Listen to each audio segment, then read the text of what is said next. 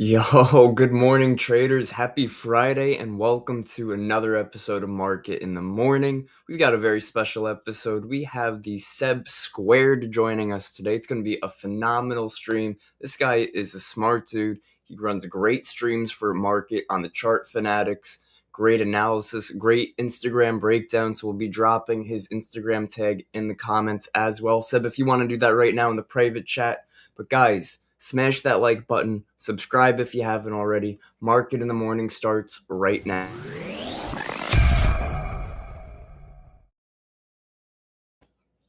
All right, yo, Hey, oh, what's going on? What's going on, nothing man? much, man. How are you? Good morning. I'm good, bro. Thanks for having me, man. Absolutely, bro. Thank you for being here. Yes, sir. Let's get it going. Hell yeah. You want to share your screen? Yep. Sweet. Kimmy, good morning. Luke, Matt, what's going on? Piyush, Milos, good morning, guys. Good morning, everybody. Hope you're doing well. Hope you guys are all ending the week strong. Remember, if you're in good profit on the week, nobody's telling you got to give it back on Friday. Can you see my screen yet? Yes, sir. We are rocking and rolling. All right, let's get into it here. So we have our Market AI dashboard. So I'm going to take a look at gold first because that's primarily what I trade. We have our bullish bias with reversal risk, but we do see that we have a new buy impulse that came in overnight. So let's take a look here on market. Let's see if we can explain this move or if it's just regular market flow.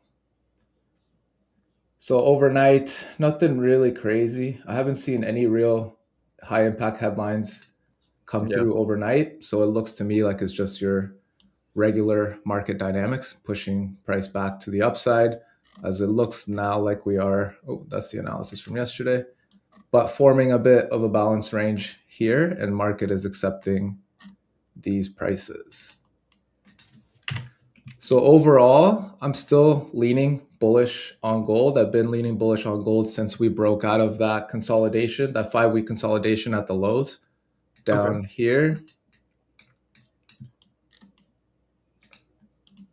And then we've just been riding this upside, right? So you can see clean bullish trend building. We have those higher highs, higher lows, higher highs, higher lows. And then we ran into a bit of resistance here, which when you look back and you zoom out, it is a higher time frame supply zone. So you could expect, obviously we had a sell impulse start from there. So we saw why sellers were present there, but they don't have the same momentum or the same macro drivers to support the downside. So to me, this is now just building acceptance for then buyers to push prices higher and seek higher prices. So that is primarily my bias on gold right now. Okay, cool. Nice little trend continuation we're looking forward. Now, do you look at the dollar as well when you're trading gold? Yeah. I mean, like I'll run through basically what I look at every day, right? So when I come on to the charts, I pull up market first of all, get a lay of Always. the land, see what we have here as to what's supporting our bias. So we did have the inflation data this week, right? We had CPI come in on forecast, but cooler. And then we had PPI come in as well, which just supported the upside move on gold and the impact that had on the dollar. We can see here with the dollar. If we zoom into the intraday timeframes, you can see CPI was here, and then PPI was here, and then market has now began to adjust to that information, and then dollar is now back below 100 and then trending lower, looking at this 99.5 spot as a key spot. If sellers get through that, then it's just going to continue lower. Awesome. Nice breakdown so far. Guys, if you have any questions for Seb, let him know in the comments. Yeah, ask your questions. I got answers for a lot of questions, and if not, we can always ask market and see Yo. what market actually has for us as well. You Another know, little thing. Yeah, go ahead, Kevin. I was gonna say I'm glad you mentioned Ask Market. If you want at some point to pull that up and give us a quick brief on how you like to use it, that would be awesome. Yeah, of course, man. So again, like I said, in the morning too, like if it's running a little bit later, I'll just come in and I'll be like, give me the summary of the breaking news over the last 48 hours. So then market's going to pull all those breaking news headlines over the last 48 hours and just present them to me in a digestible, easy to navigate format, where before you used to have to go through the entire news feed and kind of pick and choose what those really high impact breaking news headlines were going to be for the assets that you look at. Awesome. Cool. So yeah, Nice. I'll just run through that, like go over the headlines, see if there's anything new, but everything's pretty much been well priced in and adjusted. So markets are just waiting for new information. I mentioned on the chat yesterday, it's also August, so volumes, it's very, very thin volume and liquidity in the market right now. I think it'll kick off again towards the end of the month once the Jackson Hole Symposium is over. Uh, Yeah, September brings that flow back into the market. absolutely. Hopefully, hope me, man. It's now we just got to be patient traders, guys. Can't Oh, force things all through August. what about you, Kev? What are you looking at today? It's definitely I'm with you on that. It's a tougher read. We're at S&P 500's at all-time highs. I'm gonna pull up my chart for a quick moment. We'll pull up market first. And again, a quick little brief through. ES futures holding near highs as cooling inflation offsets removes oil risks. Now, my biggest thing is that when we're at all-time highs, the last thing we want to do as a trader, whether we're at all-time highs on gold, all-time highs on the S&P, Nasdaq, or even just in an overall bull move, we don't want to be the trader that's like, oh, this is where we start to turn around. This has to be the reversal point. This is markets are overextended. Like, nah, follow that trend until we either shift in market structure or we get a headline.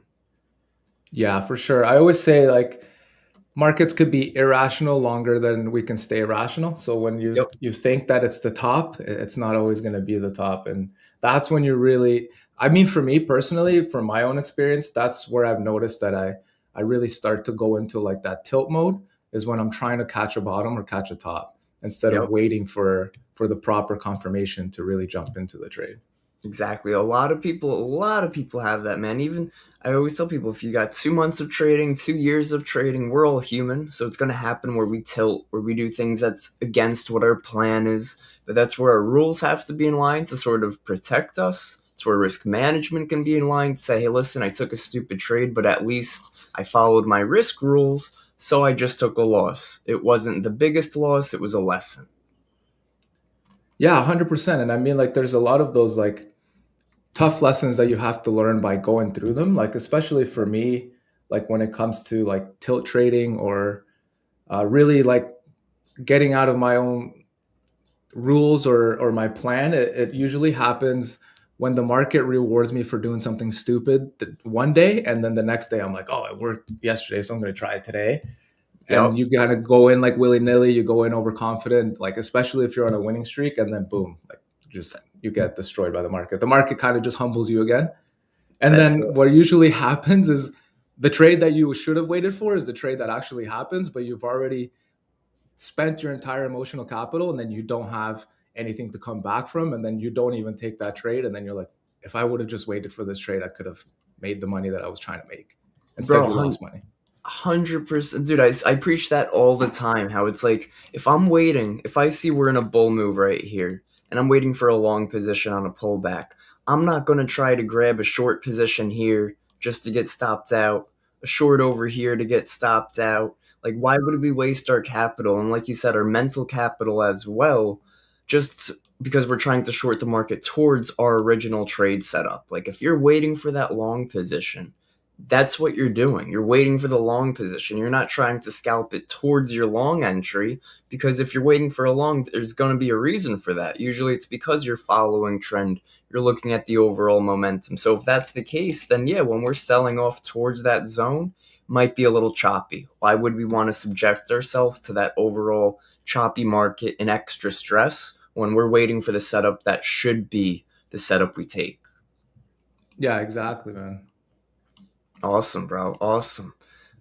ES all-time highs again right now. Oh no, not right now, but pretty close. Previous day high is now our new all-time high. We're about 8 points away on that. We're getting some headlines. We did have retail sales, which came in lower than expected on both fronts. It came in right at the bottom of its minimum reading over here. It's retail control. Retail sales right above that month over month. And then retail sales excluding auto. Both of them missed, both of them near the bottom. The retail sales month over month is actually below its minimum range, which does show a more bullish reaction on the S&P, most likely on gold as well. So it could help support a little bit of a bias today, but this is not something major like a CPI or PPI event. Yeah, it's I mean, the way I like to define the economic data is what is directly tied back to Fed interest rates. Those are obviously the Yep. most important. So your growth, your liquidity, your inflation data prints, and then everything else is secondary to that. Exactly. Exactly. Yep. It's secondary and it almost gives some insight into how consumers or even retail is considering the overall economic factors in the economy. So like Michigan sentiment, we have that at 10 o'clock. Do you keep an eye on that one?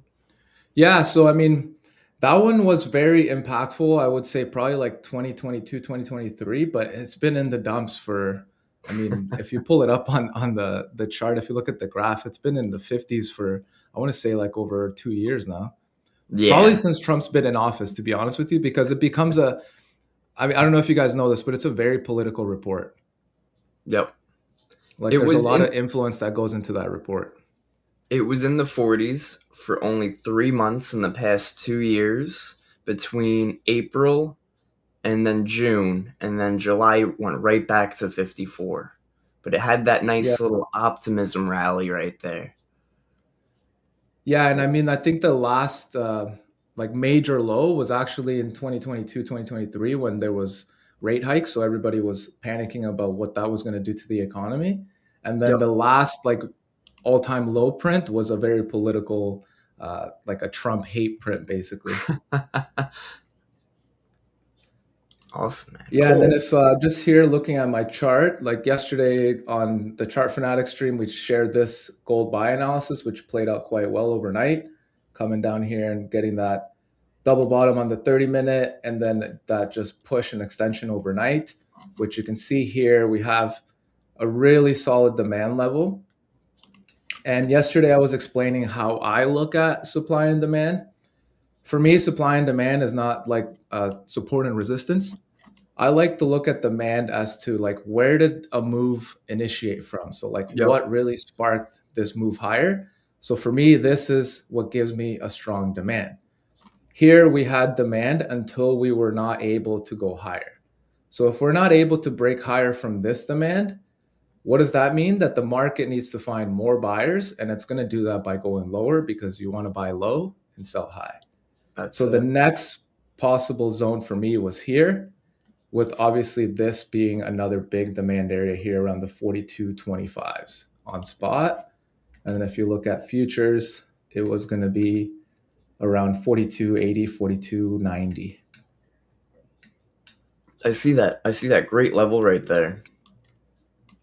Yeah, I kind of hop back and forth between GC and Gold Spot. I do trade CFDs on my personal account, and then I do have a couple Lucid accounts with futures for GC. Cool. Awesome. Which one do you, seeing that you trade both, which one do you prefer? Is there any that has a stronger pro or con, or what are your thoughts on that since you trade both? To me, it's kind of the same. I just I take the spread between the levels, and then that's how I mark my levels on spot and then on futures. I do have like obviously you have to have the data package for CME to get the real time data to come into the chart, so it's not delayed. Yeah. So to me, it's like it almost feels like the futures one is more real than the CFD one, but to me, it's the same, right? It is what it is. I can still make money from both. So at the end Yeah. of the day, I'm just looking at the candles and where they meet. Yeah, exactly. Exactly. Cool, man. Awesome. Awesome. So, what are you expecting today, gold wise? And I know you said you're holding some longs since that level. Are you seeing any other entry points, any pullback areas you're looking for? Yeah, so we'll look at pullback areas for some scalps, I would likely look at 43.50 here on spot for a bounce, or continuation would be above 4400. For me, that's what I would then look at here and then come back and just defend that area there. Okay. And then obviously, once we come back to these highs, if this is going to be a balanced market, then we likely don't break higher. But if this impulse finds momentum and continuation, then it's just going to rip. And gold does tend to do that. When it wants to go, it just goes. Yeah, oh bro, 100%. 100%. I was telling somebody yesterday that like between the three markets, so I trade ES, NQ, and gold. Sometimes I'll trade oil, but those are the main three that when ES and NQ are ranging, I feel like those are extremely predictable. I feel like when gold finds itself within that range, like we saw a month or two ago, where it just failed to go lower, failed to go higher, much more unpredictable, very choppy. But when gold trends, bro, that thing is a money printer.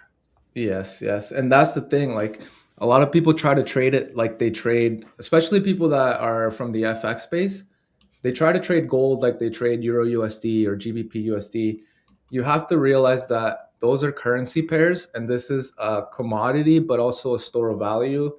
It's gold, it's a safe haven. There's a lot more that goes into it than just a cross currency pair. When you look at currency pairs, it's two currencies for two countries, so they Yep. can't be as volatile as gold is, right? It's Right. gold is a volatile asset, and it'll clean you out if you don't pay attention to how it moves and if you try to trade it like any other pair. Because if you look at Euro USD, I always say that waiting for 50 pips on Euro USD is like a swing trade, where on gold you get that with a 1 minute candle. Awesome. Nice. Yeah, that's great way to put it. I'll show you guys a little bit of how I look at the dollar actually, because it might be a little bit different than how everybody else looks at it. Actually, here's what is this? The terminal for. So this is the Fed interest rate probability for the end of the year. So this is the contract for December. So I can invert it just so it's a little bit more understandable. So if this is going down, that's rate cuts being priced. If this is going up, that's rate hikes being priced. And then this is where the last Fed SEP, so the summary of economic projections, this is where the Fed felt that the interest rate is going to land in December. So when you look back, we can see what happened, right? So January was the start of the year. We started to push higher. Then the war happened and the market started to price in tighter policy. So here you can see coming into the year, we were pricing cuts. Then we pushed higher once the war happened. Then Warsh got announced and Warsh came in and he had a bit of more of a hawkish tone. So that continued to price interest rates higher. Then we were sitting here in June where the market was definitely saying that we were going to hike in September. And then we had the FOMC. And now we are now rebalancing back down to where the Fed's expected range for interest rates are. So what I find that people get confused with is that the back and forth from the Fed speakers, they think that this is actually shifting their policy dynamics and what the market is looking at. But if you don't look at this chart, you'll realize that the market is actually adjusting back to the Fed being less hawkish. And that is what is supporting that gold upside and continuing to move the dollar lower. So if I go back to the dollar and we look at that same breakdown, so I break it down basically by FOMC meeting to FOMC meeting, right? So then I can see what happened between meetings with the dollar, and that gives me a good idea as to where we could potentially go next, right? So this was the entire period after the June FOMC. We are now back at the low of the June FOMC meeting. If we get below that, I don't think we get back above that for a while, and we probably sit back down into this 99.5 to 97.6, 97.5 range, which gives more upside to gold and then downside on the dollar. Awesome, bro. Dude, let's go. Guys, man, if you haven't already, like that button. Show some love to Seb. Great info, great breakdowns. We got to get him some more lighting in that room, though. I just painted the wall in the back black, and I think that's what's messing it up. I gotta crank the lights up in here. You gotta grab some like LEDs or some shit, stack I it got up. I got a massive softbox, like literally covering my entire head, but I gotta crank the light up. I'm just looking here in the chat on the YouTube chat. Piyush Yep. asked, "I want to start Lucid Trading Challenge. What would you be your advice if you want to switch from live account to funded account? Because my psychology is not good when it comes to trading prop." You have to look at it a little bit different. It's a bit more of the way I look at it and the way I approach the challenge phases is one and done. Like when I take a trade, if I lose, then I just wait till the next day. I go trade my personal account because these are designed to make you gamble, right? Why do you think they market like pass in 1 day, payout in 2 days? It's because Yeah. they want you to over leverage and over risk and basically just churn accounts. Yep. And some people make that a business, right? Like, well, I spent 13 grand, but I got a 20 grand payout. It's like, how many accounts did you burn and how is that sustainable long term? Right. So Right. I get confused sometimes when people like market that way of trading prop. And I know, especially in our space, it's very it's filled with a lot of people that do that. They kind of found how to gamify these accounts because you can, and then they just use that to their advantage. But at the end of the day, they're just churning accounts and basically spending money, where you can't really do that with a personal account. Yeah. Yeah. Yeah. That's a great point. The when you're trading, right? So we should always be trading like a business, regardless whether we're trading a prop firm, we're trading our own capital, because we're our own boss. We're the ones telling ourselves to take a trade. We're the ones putting the work together, putting a system together. But when you're using prop firms, it is like almost running a different business because you have to follow the prop firm's rules. You have to size appropriately. Just like Seb said, you can leverage it a bit where, okay, maybe you are a bit more aggressive on your evaluations, a bit more aggressive on your funded accounts. And then when you build that buffer, you take it a bit more slow. But you know that, okay, if I spend $80 on the account and I pass it on the third account, that's what's it, 80, 240 bucks. Then you get a payout on that account for $1,000. You made your money back and then some. Then you get to add an account, right? So give yourself those short-term goals to say, if I pass this one, I'll use the profits from it to then buy another one. But don't just full port and be like, okay, I'm just going to buy five off the bat. I've never had a payout before. Let me throw all my money at the wall and hope it sticks in something. Yeah, I think what you just said is super important, right? Like if you haven't gotten a payout yet, don't go buy 5 accounts and copy trade them Yeah. for the first time. Like that's also a dumb thing to do. If you haven't had one payout on one account, what makes you think that then you're gonna flip five right away? Yeah. No, we don't. You're not. No, exactly. And also like to be realistic too, it's like if you buy from Lucid, it's like $80 for a 25K. Think about that too, like make it relative to like it's $80, so don't spend a month trying to pass a challenge when it's $80. Yeah. But also like if you want to do that to make it so like you feel like you're actually trading a real account to then bring that back to a live account, then yeah, Yep. use props for that as well. But you kind of have to go into the mindset of like, do I want payouts or do I want to trade like a live market without actually risking my own capital? Yep. Awesome. Awesome. Guys, good stuff. Good stuff. Any other questions, let us know. KMO is asking, what's the difference between hawkish and bullish? We answered this in a lab yesterday, but we could have Seb run it down if he wants to. For sure. So two different things. Hawkish and dovish are terms that are used to describe how central bank members and speakers are looking at interest rate policies, right? So hawkish means higher interest rates, tighter financial conditions. That is positive for that country's currency, and then negative for anything that's correlated to that on the inverse. And then when you look at dovish, it's them talking about bringing interest rates down, kind of bringing more easy money into the economy, and then that is actually negative for that country's currency and positive for any correlated asset that's inverse to that. So when you look at the context of gold, higher interest rates for gold, which is hawkish, is actually bearish because it's putting pressure on gold because it doesn't yield anything, right?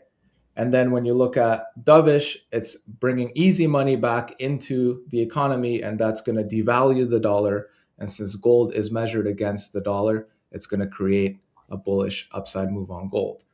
But it's not necessarily always going to be that dovish is bullish for everything. It depends on what you're looking at and what specific currency is the central bank talking about, right? So Euro USD, if the ECB is dovish, that's going to be bullish for the dollar. If the ECB is hawkish, that's going to be, wait, am I right? Yeah, if the ECB is hawkish, then it's going to be bearish for the dollar. Awesome. Awesome, guys, man. Smash the like, show some love. Any other questions, let us know in the chat.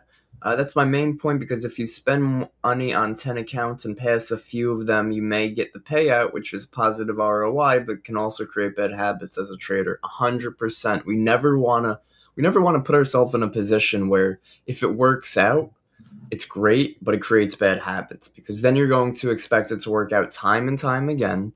And all it was a fluke. All it was, right? We call it luck in trading. Guys, markets can only move one or two ways. They either go up or they go down, right? Or, of course, we go range bound. But if you take a trade, it goes in your favor. You didn't take it because of your specific rules or reasoning behind it, and it works out. You're going to be able to sort of tell yourself, oh, okay, great. If market tells me, like a great example of this, a lot of people, when we were using market before we had the bullish reversal risk, things like that, they would just see market says day trading bias bullish and just be like, oh, market said bullish. Why are we moving down right now? Like, we shouldn't just be getting in a long position just because the market terminal says bullish. We should take in for account what it means when it says bullish. We should take in for account where our own technical analysis is giving us an entry. But we do not want to be the trader that blindly goes, market says buy, I'm going to buy. Because again, bad habits. If you just bought randomly over here because market said to buy, yeah, that would have played out. But the bad habit that would have formed is the next time we pull back and you see a small green candle, you're going to try it again. And then you're going to be like, it's all market's fault that I took a loss. No, it's your own. You have to, first off, it's have to take accountability. It's your own trading journey. Nobody is in charge of your own journey other than yourself. Whether you have a mentor, whether you have some type of trade journal, you use indicators, you use tools, everything is up to you as a trader to help define and give yourself an edge. We want an edge in the financial markets, something that somebody else might not have in that same area, that tells you, okay, this is where I have my high probability trade setups. This is what I look for when I want to take this style of trade, right? We don't want to just come to market, say it's okay, it's bullish, I'm just going to buy when the New York session opens. Like, that's not how markets will play out. Markets have pullbacks. The strongest of bull trends, we made an all-time high right here. We pulled back 40 points on the ES. People didn't have an edge and they just saw the drop. They would be like, wow, we're reversing bearish, just for markets to, again, move back in the favor of the bulls. So use market to gain your edge, right? Use market to confirm your edge, but don't use market as your primary edge. Is there a referral offer for MRKT? So you can use discount code KEV, or I'm sure Seb, do you have a code? Yeah, Seb TFX, either Seb, or, whoever, it doesn't matter. It's all we're all part of the same team, so it's that's all it, good. bro. Use That's use it. whoever's code you want to use. But if But you I guys, think it's a go ahead, Kev. I was gonna say, if you guys do want, we do have a refer a friend option down over here. When you click that, pulls up your earn 1 month free for every paid referral. So you guys can get free market accounts yourself if you do refer a friend.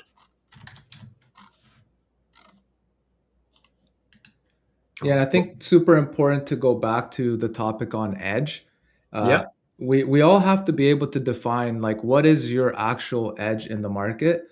Your edge is not normally going to be your strategy, right? Your strategy is what kind of tells you what you need to do, but your edge in the market is what is your advantage that you have over these other market participants. Because yep, at the end of the day, you're competing against the best of the best in the world, right? Like, I like to make the comparison that, like, if I go play basketball, I'm not going to be playing against LeBron James. I'm not going to be playing against Stephen Curry. I'm going to be playing against some guy that's playing pickup at the basketball court, right? When you go into the markets, that's like walking into a basketball court and it's all NBA players. Yep. That's what we're doing right now. Like we're going into these financial markets to basically battle against the best of the best. Yeah. So for me, having an edge can also be like what is your advantage? And for me, like my edge is understanding how much game theory actually goes into these markets, right? A lot of it is psychological game theory where you think one thing's going to happen, but it's actually the opposite. And that's where traders end up getting trapped, right? So when you look at these spikes here on USDJPY, just because I have that chart up right now, but here, these are sellers that are driving price lower. But when you see these wicks, they're called excess wicks. That's that last one idiot seller that's like, oh, I'm going to ride this trend. They get in and they're the ones that just become the buyer's liquidity. And then they just get eaten alive and then price pushes back to the upside. So Yep. there's a lot of game theory into understanding like at what point is the pressure point and the max pain point for markets to either reverse or to create that change in trend or change in dynamic that we like to really capture and then ride along the entire reversal of the trend. So if we look at gold, just because I mean that's my asset, that's what I look at, that's basically what I live every day is gold. Live, breathe. Here, yeah, no, exactly. But here down here in this 5 week balance range, this is where people start getting confused and mixed up. And is it going lower? Is it going higher? Especially right now with the size of the moves on gold. If you look back 3 years ago, like 60 pips on gold for a day, and you can call it a day, that was almost the entire day's move. Like if you caught the low during Asian session and you cashed out during New York session, it was probably 120 pips, and that was the entire move. I still remember the first time I held a 400 pip sell, it was 4 weeks. That happens in a couple, like an hour these days. Yeah. Yeah. No joke. So No when you get joke. into these balance ranges, especially here with gold, like these are 1,000 pip, 500 pip candles where you would psychologically think that the trend is reversing, but we haven't broken out of balance yet, right? Right. So then here you start to think, oh, this is like a 900 pip move down. Sellers are in, right? No, they're not. You just became the last seller that just got eaten alive by these buyers on the breakout. Yep. So it's just being really aware of how the market's moving, what are the sizes of the moves in the market, because the market doesn't always move the same. If you look at gold again, right? Like if we look back at the start of the year, you could basically close your eyes and buy and you're making money. No And joke. then here, like this correction, how many people were still riding this buyer bias and then just ate, like basically blew their accounts with these 2 days. It was 2 day candles, right? So Yep. you're looking at it, you're like, oh, I'm buying this pullback, I'm buying this pullback, I'm buying this pullback. You just wiped your account. So it's always really important to understand why the market's moving, how it's moving, and what type of volume is in the market so you can really position yourself, size accordingly, because sizing is also really important. You don't want to size your position to the point where you can't handle it. So every tick that goes against you, you're a nervous wreck. You need to be able to let your idea materialize. Sometimes it happens right away, and sometimes it takes hours, days. It just depends on how the market's moving and when it gets to your price, what is it going to do? Awesome, man. Guys, where's the round of applause? I gotta get that going for Mr. Seb over here. Absolutely. Great breakdown. Shaq Let's was asking about JP225, so the Nikkei, right? So I do think that there has been another little silent intervention, because if you look at this 30-minute candle, this was an intervention as well. It's very similar, but you can see the market is already rebalancing back to where it wants to be. And when you zoom out, like I think I could highlight basically every intervention that happened in the yen and how quickly they get faded, right? So intervention, intervention, intervention, intervention. But overall, the market is still trending down. So the yen is still being sold as basically the world's liquidity. And that is the reason why the Nikkei is probably pulling back right now. So even if we pull that up, do I have it on my watch list? No, I don't think I do.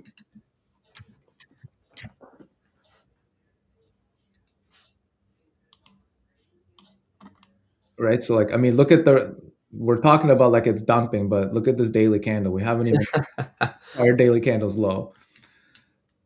So I think you've had Imre on here before where he's talked about auction market theory. That's also how I view markets to an extent. So Okay. right here, we can see that the market is one time framing higher. Until this prior day's low gets taken out, we're still looking for upside because it's what, 1, 2, 3, 4, 5 days of continuation without taking out a prior day's low. Once a prior day's low gets taken, then you have to kind of gauge whether this is going to be the market turns into balance or whether it reverses, because the market can only do three things. It can either go up, it could go down, or it could go sideways. Those are the Yep. only three things it can do. So until we take out the prior day's candle low, I don't think that the Nikkei is bearish or looking for any type of selling. These are just your regular volatile spikes from something like a potential intervention. Yeah. Cool. Awesome, guys. Guys, any other questions? Let us know, man. Seb's on fire this morning. That's what we like to see. It's how we bring it and mark it in the morning. And Seb, you're Oh, always invited to come on, always. man. Oh, 100%, bro. Like I'll try to do a few more and then we'll get a few more of the guys on the team to come on and share some of their insights. We all look at the markets very similarly Yep. because obviously we use macro fundamentals and the market AI terminal to guide us, but we all also have like our own different edge and our own different approach to how we really engage with the markets. That's right. That's right. But it's great because, like you said, we all look at markets in the same lens of how are the fundamentals holding? What's the Fed's expectations right now? How are some of these headlines coming in? So even though, yeah, we all have a bit of a different strategy, a bit of a different edge, we still look at the same financial markets with the same fundamental lens. So someone just asked, what's the intraday setup for gold? It's going to be here on XAU is 43.50 for buys. That's the spot that I'm looking at. Obviously, if we come back to test this 43.25, demand can also be an opportunity. But I think that buyers are going to be willing to defend this area here and not get back into this overnight range there. That looks good. That looks good. Somebody's asking for where's ES going to pull back. I've been waiting for ES to pull back, especially after putting in that all-time high yesterday. Is my thinking flawed? No, thinking's never flawed. Never. Listen, markets need pullbacks. Pullbacks are healthy when we go straight up. Sometimes there's a strong catalyst behind it, but very rarely do we go just in one direction in the market. Myself, I'd like to see the S&P pull back towards 78.15. Seems like a Right good here, spot. yeah. Right, Yeah. are you seeing that same area? Yeah. 75.18, 78.15 would be a great spot. If we do fail below 78.05, I really wouldn't be surprised if we made our way back towards New York Open from yesterday, which is around 77.90. But just keeping a closer eye on those higher levels first, seeing the momentum we've had, and seeing how close we are to those all time highs again. How do you usually look at prices when we're in price discovery, Kev? Like, what do you look at to look at where price could potentially cap? Because right Yeah, now, like, we don't know where it's going, right? It's like, what do we look at? How do we know where it could potentially pull back? killer question. So something I like to look for when we're at all-time highs, because you're absolutely right. We're at all-time highs. There's no history up here. When we're looking for key levels, we look for areas where markets have reacted to in the past. Like for example, even over here on the this is the ES still. This was a resistance point for multiple trades. Then it became a support area right over here. But what do we do when we're at all-time highs? We've never seen these levels before.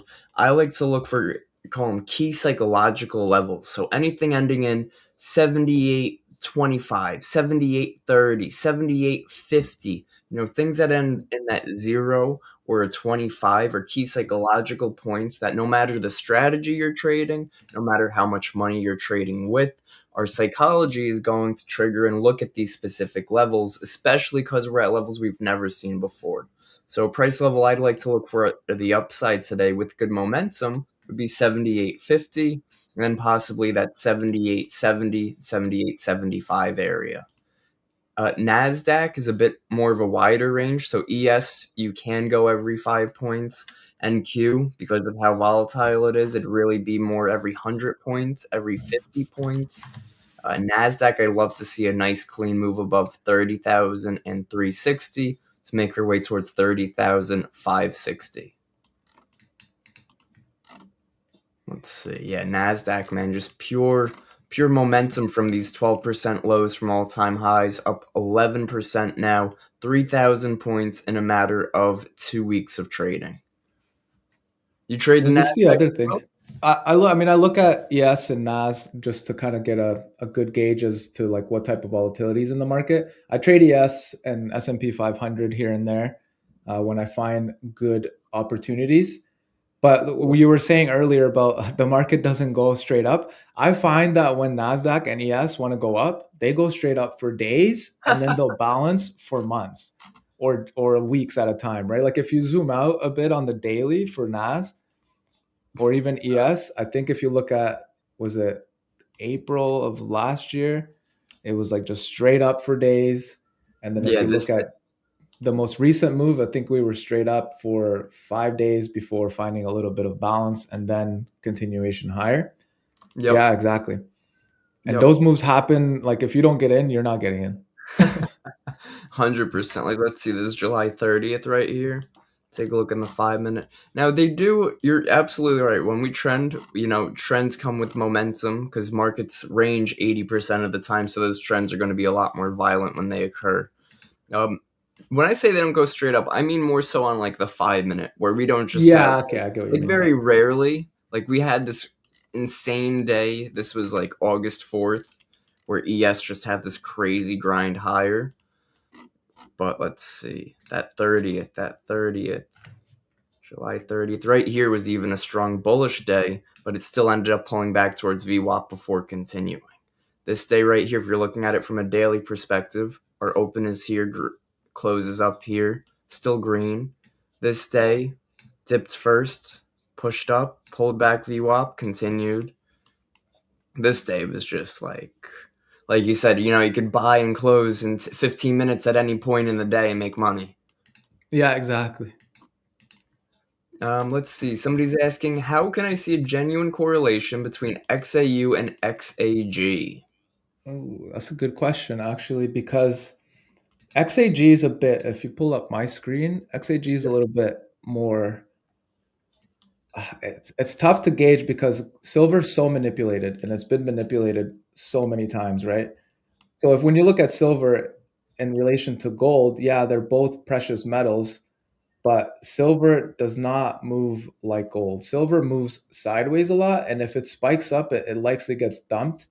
Uh, the only way I use it is to kind of align myself with the market in terms of like what is the metal market doing, but I don't necessarily look at silver as like a specific correlation to how I trade gold. I just know that they're both precious metals, and if they're both going up, then metals are bullish, right? I don't Yep. really put too much emphasis on silver just because I know it's been manipulated so much, and it tends to, if it's leading gold, then it's a good correlation. But if it's not leading gold and gold's making the move first, then there's no point in really looking at silver. So I just kind of remain focused on gold, the dollar, and then everything that impacts that, right? Because that is the main priority for me, is to really understand, instead of understanding pairs, is understanding what's driving these pairs. So what economic data, what Fed expectations, what geopolitical tensions, that's really what I look at to correlate into my analysis in the market, right? So I'm not using silver as like, oh, well, like this is happening in the geopolitics or economic data, but silver is saying this. Like, no, it's the data and the geopolitics are driving both. So that's what's Right. really more important for me. Cool. Awesome. Awesome. Something else I'd note with silver versus gold, right? Like you said, they're both heavy metals. They're generally going to be trading in the same direction. Silver being a bit more choppy because it's a lot less liquid, right? There's a lot less volume in something like silver. However, because silver is its own heavy metal, is its own asset, is its own commodity and reason to be traded, what we saw last year was we saw there were memory chip supply shortages, right? And there were data center supply shortages. And what these data centers and memory chips, these AI companies were using in a lot of their product was silver. So that ended up helping squeeze silver. I don't know if you guys remember, but The last year when, squeeze, the squeeze. yeah, that was crazy. Dude, that But was like, even then, like that squeeze, like I can't remember the name of the two guys that got squeezed the last time, right? There's like a specific name of two traders that got squeezed the last time that silver made a run up, and like we were coming back to that level, and people were like, "We're gonna finally break this level," and no, of course, silver, the way that it's manipulated, just got slammed right back down at that same level. yep. Oh man. Oh, I don't know. You got to find out the two guys. I got to figure Yeah, that I'll out. I don't find know. out the two guys, and I'll bring it to the next stream. We'll ask It's Market. like a whole thing. Yeah, yeah. Let's ask Market. Let's see No, what I'm Market kidding. says. It's funny. I tried to ask it something the other day, and it was like, "Get the hell out of here. We only answer serious questions." But you're gonna get your tokens taken away by Nil. I think he's in the chat, so watch out. Like, keep it Bro, I quiet. know. I know. What was I gonna look at? I had something I was gonna show you guys, and now I completely lost my train of thought. Oh man. Let's see. We're talking about silver, gold, the dollar, trending markets, um, ask market, Oh yeah, XAU, Nasdaq. It was Nasdaq. Nasdaq. What are we looking Going on now? back, going back to game theory of like how these markets are like a game. If you guys remember here, this was April of 2025. When we came down to this area here, like the 17,000s, this was when the circuit breakers were hitting, right? So everybody's like, oh my God, circuit breaker just got hit. The markets are going to dump. It's like a 5% drop in a day, and the market's going to stop trading where they had to halt it. Everybody thinks we're uber bearish. What happens in that moment? That's when institutions, whales, insiders, smart Trump. money, big money. That's yeah, Trump exactly. That's when they jump. No, honestly, and I think right Yeah. after that was a Trump headline that then continued. I think here was in this low here was when he said it's a great time to buy stocks. Oh no, bro! It was the actual low. He literally said Like it the day. here, Yup. Oh, yeah, bro, he called it. He called it, and then he said, yeah, what was this? 2025 or 2026? 2025. So yeah, this was the tariff relief day, his liberation day, when he was like, I'm stopping. I'm halting all tariffs on all countries except for China for 90 days." Yeah, And yeah, and it he was circuit tweeted, breakers, so everybody "Yep, thought we were gonna dump, right? Like, oh, let's. And I'll use this as an example because it's like a personal example. My sister-in-law, she comes to me for a lot of investment advice, whatever, right? And when that was happening, she's like, "I'm taking all the money out of the investments." I'm like, "Why? If you're not gonna touch it for years, just leave it in there and ride the wave." Oh, this is bad. This is bad. She takes the money out. What happens? 2 months later, we're at new all-time highs. yep, yep." It's So I'm always like, when others are fearful is when it's time to be greedy. When others are greedy, it's time to be fearful. Warren Buffett. then that's the game theory aspect of the market, right? You have to be Yep, able to understand how this game really works. Uh, yep, the textbooks can teach you what it should work like, but we know that the market doesn't work like a textbook tells you it does. It does its own thing, and it's like a living organism to me at the end of the day, right? Like there's real human decisions behind every one of these candles. So if yep. you understand human psychology and how that impacts game theory in the markets, you really get an edge, and you can kind of position yourself in the right at the right moment and at the right time. Yeah, absolutely. Yeah, did she listen to your advice? No, she actually took the money out. I'm like, Oh, okay, well, then don't text me again. yeah.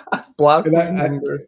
but even for like little things too, like I think if Neil's still in the chat, we were talking about Tesla. Like I don't know, it might have been 2 years ago when it was like at 240, and I Nice. told her I'm like, if Tesla hits 240, it's a gift. Buy Yeah. it and just hold it. She's like, I don't like Elon, so I'm not buying any of Oh it. I'm my like, god. I'm like, it's not about liking Elon or anything like that. It's about, No. do you want to make money or not? Yeah. Yeah, seriously. Or like, people that are like boycotting the US because of Trump, especially Canadians. I'm like, what are you like, why? Yeah.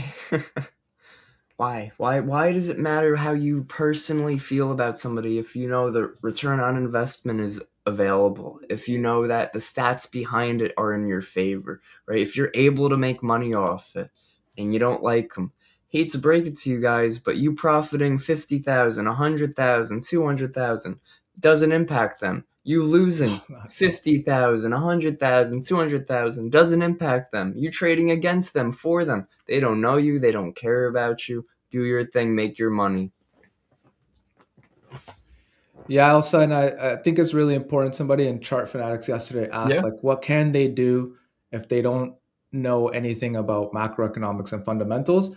And I went through how market, I mean, if I had market when I first started trading, I'd be way further ahead than I am now because I spent hours, days, nights, weeks studying markets and learning how macroeconomics impact markets from a textbook perspective to then looking at it from how does this game actually work and what are the tendencies that this market does when it comes to fear, greed, optimism, pessimism, like that kind of thing. But now market has that all built into it, right? So if you see breaking news and you don't understand, right? So traders trim expectations for Fed rate hikes through mid 2027.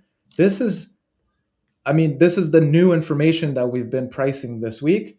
And then if you hit the sparkle icon, you can hit teach me, and it's going to teach you why that headline is important. So this headline involves two key concepts: interest rate hikes and market expectations. Two different things, but are related to the same kind of market dynamic, right? So interest rate hikes refer to when a central bank like the Federal Reserve, the Fed, increases its benchmark interest rate. The rate influences borrowing costs throughout the economy, and then it's like the definition of financial conditions. Market expectations are the collective beliefs of investors and traders about future economic events or asset prices. These expectations are formed by analyzing various data points, news, statements from inflation figures. So interest rate hikes and then expectations are two things that can drive price in the market. Expectations are basically like future contracts for what the market expects interest rates to be at. And that's the thing, the market actually trades interest rates. There's contracts for interest rates. So the market positions itself to what they have as expectations for the Fed. And market AI can explain that to you, teach you why that's important. And then once you know that, you can hit explain, and then now you know why that has a risk off impact for US growth traders. An unexpected drop in retail sales points to the softer consumer demand. Oh, that's the wrong headline. That's the we were where were we? We were at the Fed headline. This one.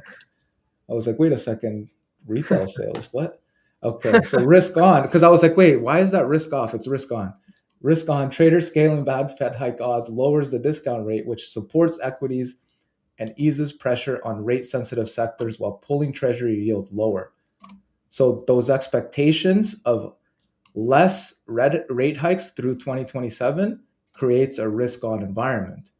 Then you have your risk on environment, you go to general markets. What does that mean? That there's active buying in the market, right? Why? Because PPI softens Fed pressure and interest rate expectations, which then means that treasury yields ease. And then we get safe haven demand. It's not a safe haven, but a safe haven would benefit from that, which is gold. And then you see here capital flows, you get that liquidity coming back into the riskier assets. So using market to learn macroeconomics and fundamentals, it's a gift right now. Like, you guys should be thanking the market AI team for coming up with a platform that not only gives you the information but teaches you how to synthesize that information and how to use it to your advantage. Yeah, absolutely. That's awesome. Awesome, guys. Guys, whew, what a treat having Seb on today. What a Friday. Oh yeah, it's Friday. Yeah, any plans for the weekend?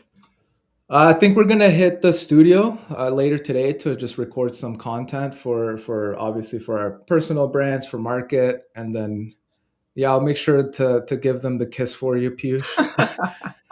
And then I'm just gonna chill this weekend. Really, I don't have any plans. What Nice, about you, bro. Kev? Good. Yeah, no, same here. Probably wrap up, catch up on some videos and stuff like you said, social media.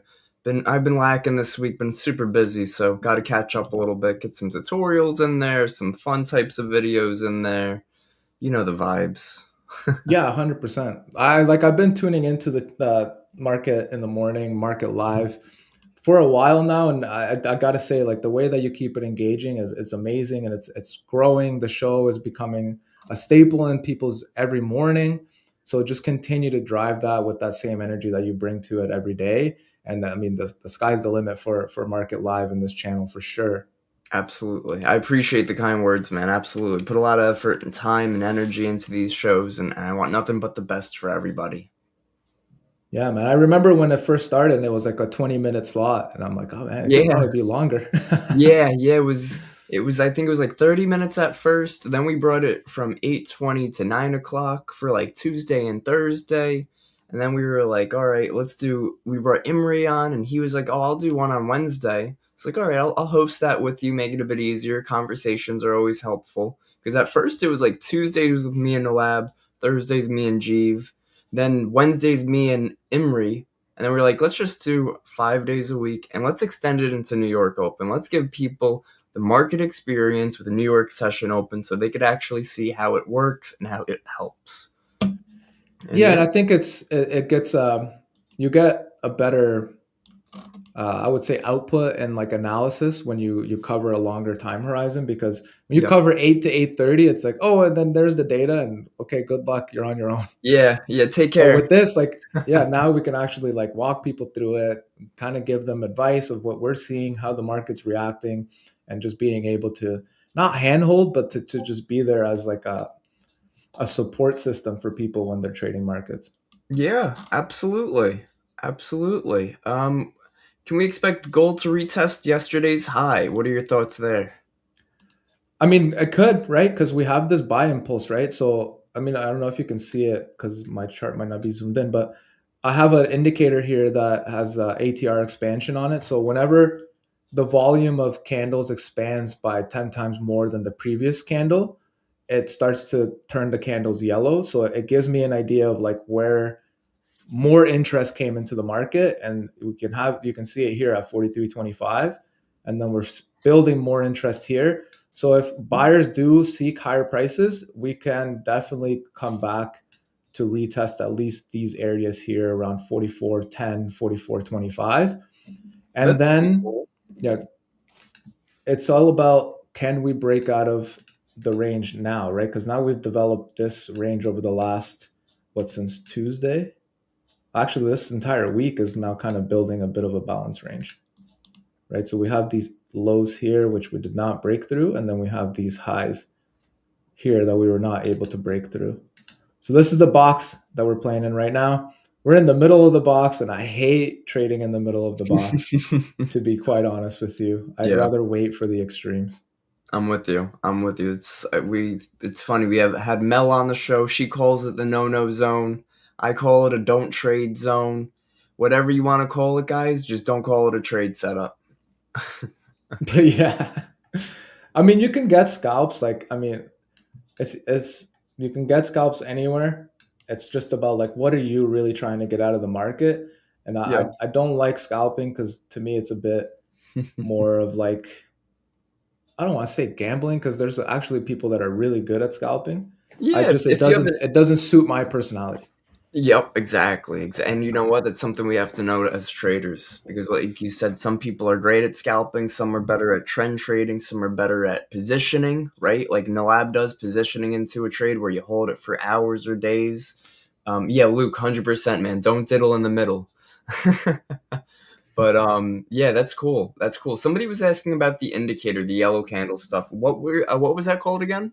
It's just the ATR expansion candle indicator. It's a private script, so I'll get it like public, and then I'll bring it to the next stream, and everybody can use it. Oh, that's cool. Is it yours? Yeah, yeah, I built it. Oh, it's dope. That's funny. I've been working on my own indicator too. It's, it's fun trying Yeah, to what are you working on? one was a supply and demand, just because again, that's my edge is higher time frame finding these zones off the specific criteria that I look for, and then another was like sort of like a buy sell type of indicator off of the weighted index, which is the Microsoft, Amazon, Apple, Nvidia, Google all rolled into one chart, sort of gauge that momentum on Nasdaq. Oh, nice, nice. Yeah, I mean, I kind of just been messing around too, like just building whatever and see. But this ATR one I've had for a while. But for example, for my levels, right? Like I created an indicator, so I just copy and paste my levels from my analysis, and it plots Oh them. shoot, So then, if I don't want them, I can get rid of them, or I can click them back on. If I say I want to highlight a range, so like let's say 43.75 to 43.85, it's going to give me a box, bro, that's crazy. That's so cool. right? So then that's how I'm able to either keep a clean chart or get my levels back on the chart. That's awesome. I That's also great. like You to look at the Globex opening range for gold because it kind of gives me an idea of what direction that market wants to go in. So like Yep. if you look here where it opened, once we got below the Globex opening range low, we sold off until we came to a key level. So then here, this is where I would look for mean reversion back to at least the opening range low. And then if that opening range low gets reclaimed, then you get the extension higher. Beautiful, bro. Look at this guy, Inspector Gadget over here. I just build stuff. Like I spend a lot of time watching the market, but not engaging with the market. So I got to take up my time with something else so that I don't just try to get into a trade because I need to be doing something. I've been Absolutely. there. I've been there. Trust me. Yep. I've been there No. where like market opens and you're looking for the first opportunity because you want to be in a trade. Yep. You're like, oh my god, markets are open. They can't move without me. Oh, we broke pre-market high. I gotta go long. It's like, nah. Just wait for your zones. Have now. Here's a great question for you. I always tell people it's important that yes, if you know what session you trade, you want to be consistent with the sessions you trade. But if you're trading, let's say New York session, give yourself that 10-minute opportunity before you trade to look at the charts with a non-biased perspective. So you're able to prepare, find your levels ahead of time. So when we're trading anywhere but your levels, you're not taking any trades. Yeah, no, 100%. It's super easy to start making up scenarios when you have FOMO. Yep. Like right Oh here, right? yeah. Like anybody could have been like, "Oh, why are we not taking this break and retest?" I didn't want that break and retest, so I'm not taking it. Yeah, Anybody else could take it. It might be a good trade for you. It's just not my trade. And that's one exactly. thing that you have to be able to accept that it might be somebody else's trade, but it's not your trade. Somebody Yep. might make money off that. Doesn't mean that you missed something. You just it's not your trade. Yep. Absolute, bro. Spot on. Spot on. I say the same thing. I'm like, guys, this could be a setup long here. We're holding this. We're doing this. I'm not taking this myself. If you see something that complements your strategy, go for it. Just because I'm not taking it doesn't mean you shouldn't. Or just because I do take it doesn't mean you should. Oh, 100%. I mean, I have a lot of horror stories I could share in several of these episodes of how I learned tough lessons when it comes to trading. How I learned how the market can reward stupidity, how I learned how the market can reward your ego. I'll tell Yep. you guys a little bit about that one. So, I think it was 2023. I had a 4 month run where my win rate was 98%. I think I lost Whew. once, and it was a $2 loss, and it drove me insane to see that little red number in between all this green. Oh no. And but No. no, honestly, like going 3 months or 4 months without losing and like running up an account massively, Yeah. it got to my head. And then I actually ended up blowing that account. It was like 60 grand just down the drain because after I started, the market changed and I started to lose. I Yep. couldn't accept it. So then I would double down, and I Oh got to get that no. back. And it went into full tilt and then just wiped the entire 4 months out of nothing, right? So 4 months to build that was wiped within a week. And it Uh, took me, I would want to say, about like 6 months to like readjust myself to be able to accept losses. Like it took me a long time to be able to accept losing. yeah, bro. I bet that's insane. But yeah, you said something else I went over the other day. Went over a story with everybody that was like, I won't name drop, but somebody that I mentored like a few years ago is the first person I ever really took on. He had, when he began trading, and some people get like beginner's luck, right, where they trade very well. He had great beginner's luck. 6 months he was up like six to $700,000. He was doing really good. He had like a 90-something% win rate. He was a scalper. But guess what? If you're not prepared and you're not able to take a loss, it doesn't matter how much money you make because you will lose it. And he lost more than he made. And then he took like a 5 year, 10 year break. Understandably so. That's got to be extremely psychologically hard. So your goal, guys, if you're here, you're watching this market in the morning stream or any stream with market in the morning, your goal when you're getting started into trading is to not make money. Your goal is to learn a skill that you could repeat every day. But your first goal when you're learning that skill is being able to take a loss, not being able to make money. If you can't take a loss, it doesn't matter how much you make. You're going to go off tilt. You're going to lose it. If you're able to take a loss, the money will follow.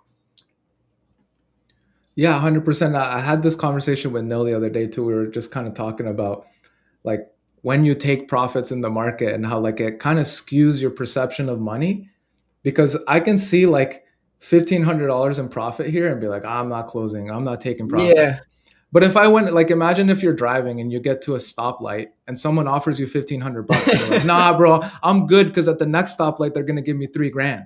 Like, yeah. how ridiculous does that sound? Yep. Then you go past the light and somebody rear ends you or they hit you And then by you the lose the, side. yeah, exactly. Then you You got to pay lose. for your car to get repaired. Yeah, exactly. You go back to break even. You lost the 1,500. Now you got to pay for your car too.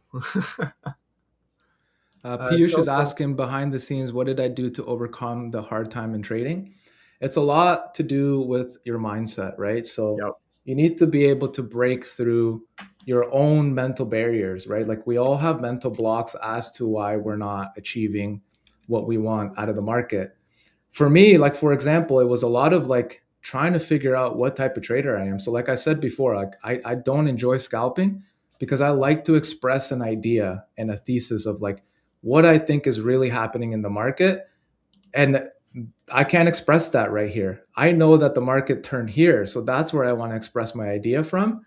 This is all just part of my idea. I mean, yeah, sure, you can make some money there. What is that? Like a 80 pip push up on a break and retest is 120.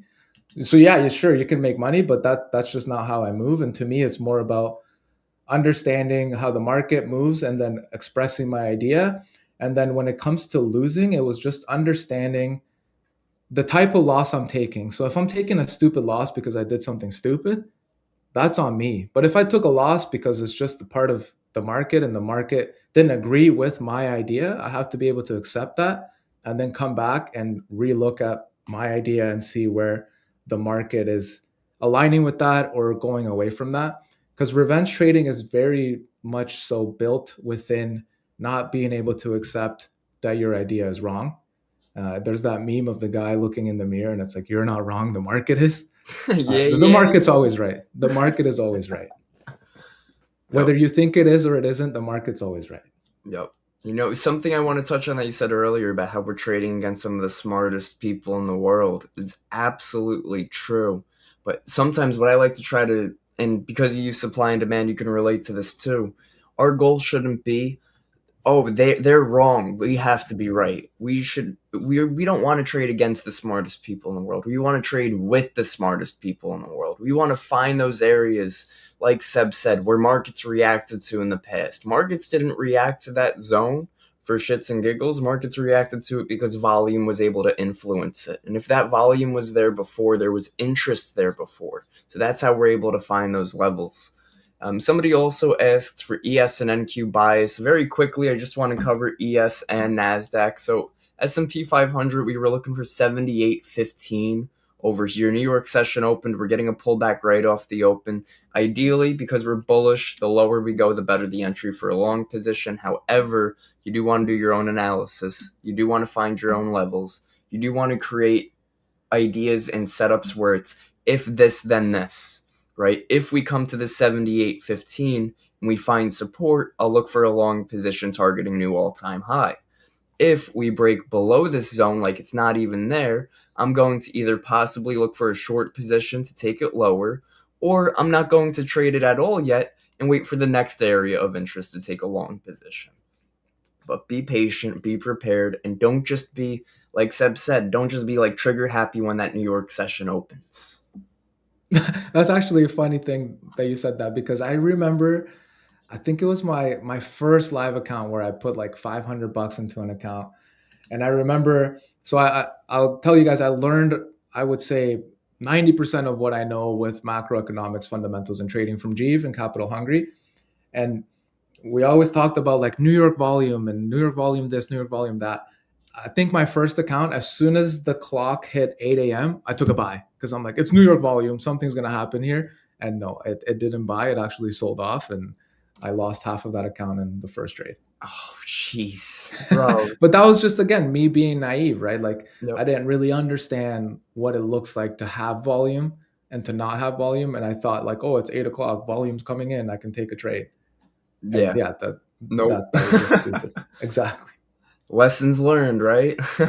Man, many lessons. And I think that's also the biggest thing. Somebody asked about having like a psychology sessions on the streams. Like we can Yes. do that, but a lot of it is, it's, for me personally, I'm like a trial and error kind of guy. I need to try things. I need to learn them myself.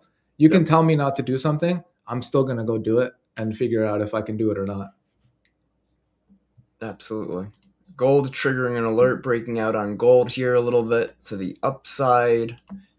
Yeah, I was thinking also, guys, what I'll probably try to do as well for these market streams is I showed you yesterday. We have these little overlays that we're able to pop up. Whether it's the one on the corner right there that says like and subscribe, says breaking news up top. I want to create some custom ones that say like psychology session, S&P breakdown, Nasdaq breakdown, gold breakdown. So when you guys are going through these streams on replay, you know exactly where to go. You should structure it based on like the day of the week. I think, I mean, like, not to speak for Imre, but like he is really, really good and at understanding like performance when it comes to trading. Like he would be Yep. amazing to have on for a psychology episode. Jeev as well, Absolutely. right? Like Jeev has hundreds of psychology webinars on Capital Hungry. Yep. Absolutely. Great. Great idea. That's funny. I was thinking more so structure each episode like, okay, we'll do 10 minutes on S&P, 10 minutes on gold, 10 on Nasdaq, 10 on psychology or something like that. But you're saying like each episode should sort of have an underlining theme to it almost. Yeah, because I mean, like, you don't want to get into like a Wednesday when you're talking about psychology and or like the 10-minute segment, but the market's moving. Like, at least if you know like Wednesday is the day you talk about psychology, then you can still watch the market and explain it through the eyes of like the performance psychology that comes to markets, right? So like, okay, so do we feel FOMO because gold is pushing higher here? Or can we just wait and see if our trade sets up, right? It's all Yep. about understanding your own vices. Like the market's like a hard drug. Like it's gonna pull you in no matter what. It's up to you to decide if you want to say yes or no. That's true. That's true because you know why it's a drug too. It's so easy to just click buy, just click sell. You're in a trade just like that. Exactly. Back in the day, you used to have to call your trades in, so you actually had time to think about it. Now it's like, nah, nah. Now you could literally be walking down the street on your phone and you can take a buy. Yep. Yeah, literally. Literally, you get an alert on your phone and just open it and click buy and you're in a trade. Like, how crazy is that? Which is, listen, everything's got pros and cons. Cons to trading on your phone, you don't have your setup. You don't have everything very easy at hand. Maybe you over leverage because you're not able to do the sizing quick enough because it's on your phone. Phone trading, I've never heard a trader go, oh, I trade better on my phone than I do on my computer. No, never that.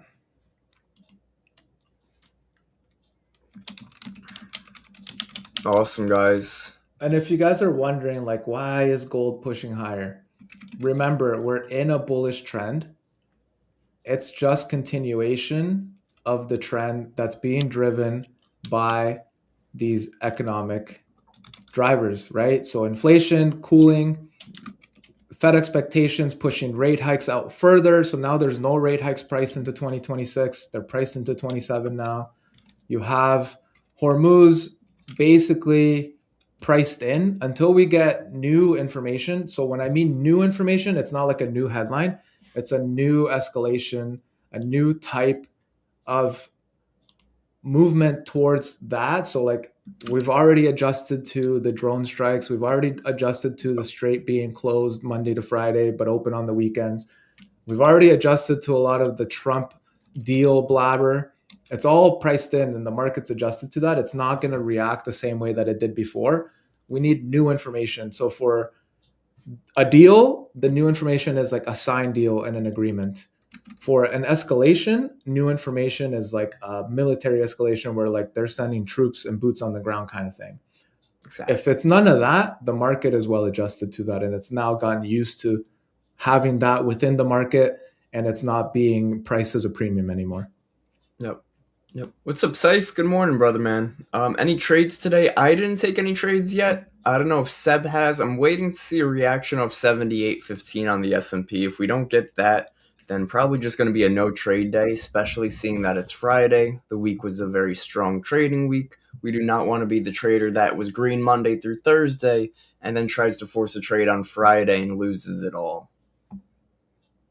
I've been Seb, there and I've done that too. I've learned my lesson with that too. Piyush, yo, you're funny, man. Sorry if you missed a big move. Yeah, bro, we just caught 5,000 points on NASDAQ. It was the craziest move we'll never see again. I mean, I'm still in these buys from 43.20, but Okay. that was last night. Yeah, yeah, Nick. Obviously, Almendeb closure, ground troops, NATO joining, and those are all new things that we would need to price into markets, and that would then create a shift in the dynamic of what's moving the market. But right now, gold is bullish because of what we just covered in terms of what we saw over the last 2 weeks. And I think for me, for the Fed, especially with Warsh, I don't know if you feel the same way, Kev, but he is a complete anomaly right now for the market. And I don't think the market knows how to read him quite yet. Bro, I 100% agree. I'm not a big fan of him so far. Ever since he came on stage with a good day, threw me off. Who the hell says good Oh, day? yeah. Instead of good afternoon, Yeah, right? Come on, my guy. Good the good classic day. Powell good afternoon candle. And like when we go back to forward guidance, it's the economic data is going to be way more important than it was during Powell's term because if he's not giving forward guidance, the amount of like pressure that's going to be put on each economic data report that is tied back to growth, inflation, or employment is going to be a lot bigger than when we had forward guidance and we kind of knew what the Fed's path was likely going to be. We don't know any of that anymore, right? He's not giving us any of that information. So we need to now rely on the economic data to steer us into what they can potentially do. There we go. There we go. Right? Guys, Because it's he all came in hawkish and now the market's like, yeah, I don't know if you're actually hawkish or you might actually cut. But I actually think he's not going to do anything for a while. I think he's just going to hold and just wait and see what happens. I agree. I agree. I think he's gonna He's got a hold. task force for that. Yeah, Piyush, he's got Yeah. a task force for that. Yeah, that's great, bro. When he said the task force like four times in that first meeting, all I heard was, "I don't know what the hell I'm doing, but if I do something wrong, I need somebody to blame." Yeah, I mean, Powell was a bit better with his delivery. Just a little. Where Warsh, yeah, Warsh is just like, bro, that's like talking to a wall. Yeah, no, you get a whole lot of nothing from this guy. Yeah, and He's I a think that's great his intention. 100%, because he doesn't want to upset Trump. He's new. He doesn't want to upset anybody. He doesn't want to put scare or fear into the markets. Obviously, the Fed hates to put fear into the economy. And hopefully, you know what? Hopefully, those first couple meetings he had was just him sort of stretching it out, dragging his feet until we got this cooler inflation data and better data supporting a less hawkish Fed and even possibly a more dovish Fed. And then when things start showing more optimism, maybe then he'll start giving us some actual forward guidance and information like that. Yeah, I mean, I did a lot of research on him when he was announced as the Fed chair. He does Yeah. have a different way of, he thinks that a lot of inflation is actually the Fed's fault, and it's something that the Fed can cause or get rid of. So we'll Hmm. see what his outlook is on that. I know he does want to look at how the Fed meets, do they do the press conferences? Do they not do the press conference, which would be crazy to not have the press conference? But Yeah. I mean, it's only been around for like 10 years. I think it was Bernanke that started it after GFC, and Okay. then Powell, Yellen, and they continued it, but it's not something that's required, right? Like they don't have to do it. And it could go back to like the Greenspan days where you didn't know what they did until the market reacted to it, which Wow. would be insane. That'd be pretty nuts. That would be pretty crazy. Wouldn't unfortunately wouldn't put it past him. But No, exactly. You know what I mean? I think he wants to shake things up a bit. Uh, there's obviously been talks of like, do they change the inflation mandate to have more of like a range instead of a specific number? He's right. gun ho on that 2%, and I think he said it at least 8 times in the last presser that they will deliver 2% inflation. Yeah, he has. He definitely has. He was definitely 100%. I wonder if, like you said before, how he said that inflation is the Fed's fault. I wonder if now that he's in the Fed chairman, he's going to be like, it's not entirely the Fed. Well, I mean, like when you look at back at like kind of like Fed blunders, like I remember the inflation is transitory Yep. comment that they made, and then it's like, is it though? Because that's been like 4 years of high inflation. But I, I think something that people forget is that the Fed used to struggle to get to 2% inflation. It was always below 2%. yeah. And they used to have to be able to try to stimulate the economy to get to that 2%. Now we're above 2%, and the challenge is getting it back to 2%. So it's kind of inverse of what it was before. And it's the same thing. Like they struggled to get to 2% inflation. And that's why we had near zero interest rates for that was an experiment that lasted like 15 years. And now we're at like neutral ranges or above neutral ranges for interest rates. And we're trying to get inflation back to 2%. Yeah. Yeah. It's definitely. What are your thoughts? Do you think we're going to get a rate cut or hike this year? Not this year, no, for sure Okay. not this year. At least I don't think so. You think the Fed When ends you up look at holding? Yeah, when you look at the dual mandate, like what do they really need to do? Employment's still good. Obviously, one bad NFP doesn't make a trend. It could start a bit of a kind of like downturn, but I don't think that the economy is gonna really fall off where it is right now. And then inflation, you can see that the oil price spikes have been kind of adjusted to now. Yeah. If you look at like where we are now, like especially in CL, we're at 80, right? So we're not anywhere here where like when we were up here, that's when the market was pricing in the hikes. And then we had the June sell off, which priced out the hikes. And now we then made this high and now we're coming back down. So I think if oil sits around 76, 60s, it's going to just have the Fed continue to hold until they really see how that transmits into the inflation prints once that stabilizes. Awesome. And then Awesome, guys. inflation print wise, like if you look at, I mean, I have a lot of stuff I look at, but like inflation expectations are driven by prices at the pump, right? So this is the chart for US diesel sales prices at the pump. So if this starts to come back down, then inflation expectations also start to come back down. Beautiful. What do you think about Brent WTI spread as war premium? Some fella talking about it. Oh, saw some fella talking about it. I don't really look at the oil market in depth, so I don't really look at the spread and the premium. I just look at both as to how they would relate to Fed expectations. Cool. I don't really trade oil. I just look at oil right now because it's one of the main factors into Fed expectations and gold. Yeah, no, for sure. I get that it's the difference between land oil and sea oil, but to me, it's I look at it through the lens of gold. What else do I have that I can show you guys? Inflation expectations. Yeah. So here is 10-year inflation expectations.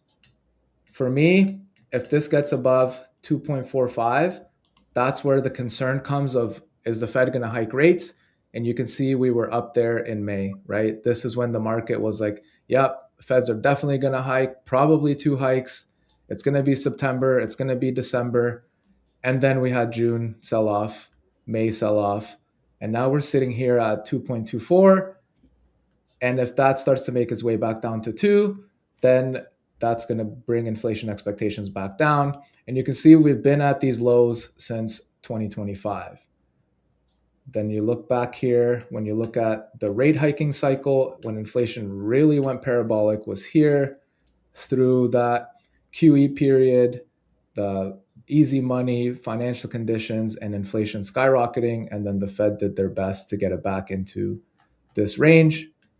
And now we are just kind of waiting. And that's why I don't see when people are like, oh, inflation is going to go up because oil is going up. Yeah, but inflation expectations aren't doing anything. And the Fed Yeah. really does focus That on that. It definitely was the case when the war premium was really pushing higher and oil was like literally 100%ed on oil. Oil went from $60 a barrel to highs of near 120. Like that was the impact on inflation, right? That's a major shift. We talk about also markets need a catalyst in order to reverse, whether it's reverse bearish or reverse bullish. An extreme move on an asset like oil that has a global impact, that's a catalyst. At this point, oil is not seeing those headlines of Trump bombs ship in the Strait. Trump says this about Hormuz. Iran says this about Hormuz. It's giving us slight fear, but it's not giving us those crazy extensions. It's not giving us a catalyst anymore. And as traders and as people who are using a tool like MRKT every day, we're able to stay ahead of it and say, okay, well, listen, we've been getting oil headlines left and right lately. Markets aren't reacting to it. That's something that's now lower on my list of reasons of what could flip this bias. 100%. It needs to be new information that the market, like that's why I was trying to specify earlier that a new headline that came into the news terminal doesn't mean it's new information Yep. if it's the same information we've already adjusted to. Awesome.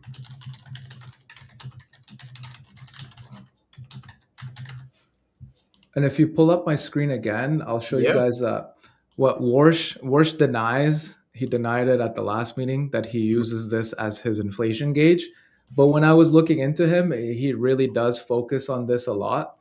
This is the trimmed mean PCE inflation rate that's developed by the Fed Reserve Bank of Dallas. It's inflation stripping out the most volatile components for a 3 month period. So it strips out the energy prices in this case. So this is what he is seeing as the current inflation for the US is 2.23. Okay. Okay. Yeah, so It's a lot lower I'll than go where we are. exactly because it trimmed out the energy volatility. And if Yep. you look here, like I asked Market, like, what does Warsh think of trim mean PCE? And then he said, what did he say? Did he actually say it in here? I'll have to find the headline, but he does talk about it where he denied that he looks at trim mean PCE to support his bias. But when I looked here, Warsh has floated reducing. Oh no, that's the reducing the meetings. But yeah, I'll find the headline and I'll pull it up later or on the next stream. But that's something that Warsh has talked about before. Yep. Awesome. Awesome. Yo, let's use Ask Market for something. Let's ask Market about what's supporting like the S&P or NASDAQ. No, here I got one for you because it's important and it's coming up. Yeah. Because a lot of people don't understand how important this is. The Jackson Hole Symposium at the end of August. It's a forum where global central bank heads, global bank heads, basically the smart money, they meet at Jackson Hole in Wyoming for a week to discuss the future of monetary policy. So it's a really big and important event for central banks. So we asked Market here, tell me about Jackson Hole Symposium. It's an annual gathering of central bankers, finance ministers, academics, and market participants hosted by the Kansas City Fed at the end of August. Why markets care? Policy signals. Fed Kevin Warsh and other global central bankers deliver keynote speeches that can telegraph rate hikes, cuts, or new frameworks. So when I talked about Warsh wanting to change the framework for inflation or the Fed, he could potentially announce it at Jackson Hole next month. For Mm. example, Powell's 2022 higher for longer pivot speech, which if you go back on YouTube and search this speech, he had a prepared speech that he scrapped. And he went onto the podium and freestyled for 7 minutes about maximum pain coming to the economy. Interest rates needs to go up. Inflation needs to come down. We might lose jobs. We might feel maximum pain, but this is what the Fed needs to do to get to get inflation back down. That was a key moment in Powell's tenure as a Fed chair. And then I'll go over the next key moment for Powell at another Jackson Hole so you guys could really understand the importance of Jackson Hole. It's a high volatility event, so major addresses often move FX, equities, and bonds intraday. Gold and the dollar are especially sensitive to Fed hawkish and dovish pivots. So then, tell me about Powell at Jackson Hole last year.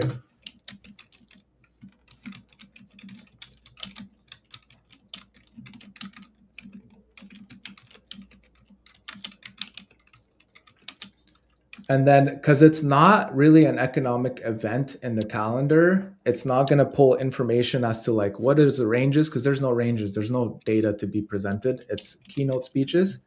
And then Powell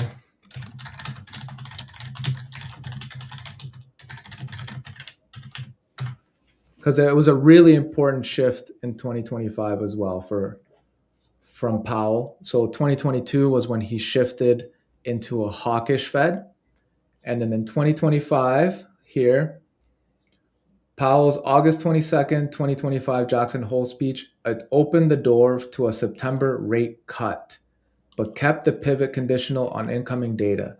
He flagged that inflation risks were still tilted to the upside, while employment risk had shifted to the downside, and said the Fed would proceed carefully as the balance of risk may warrant adjusting policy. And what he meant by adjusting was cutting rates. And then at that moment, the labor market was near maximum employment, and the Fed unveiled a revised monetary policy approach, moving away from the flexible inflation targeting towards a more traditional symmetric 2% target.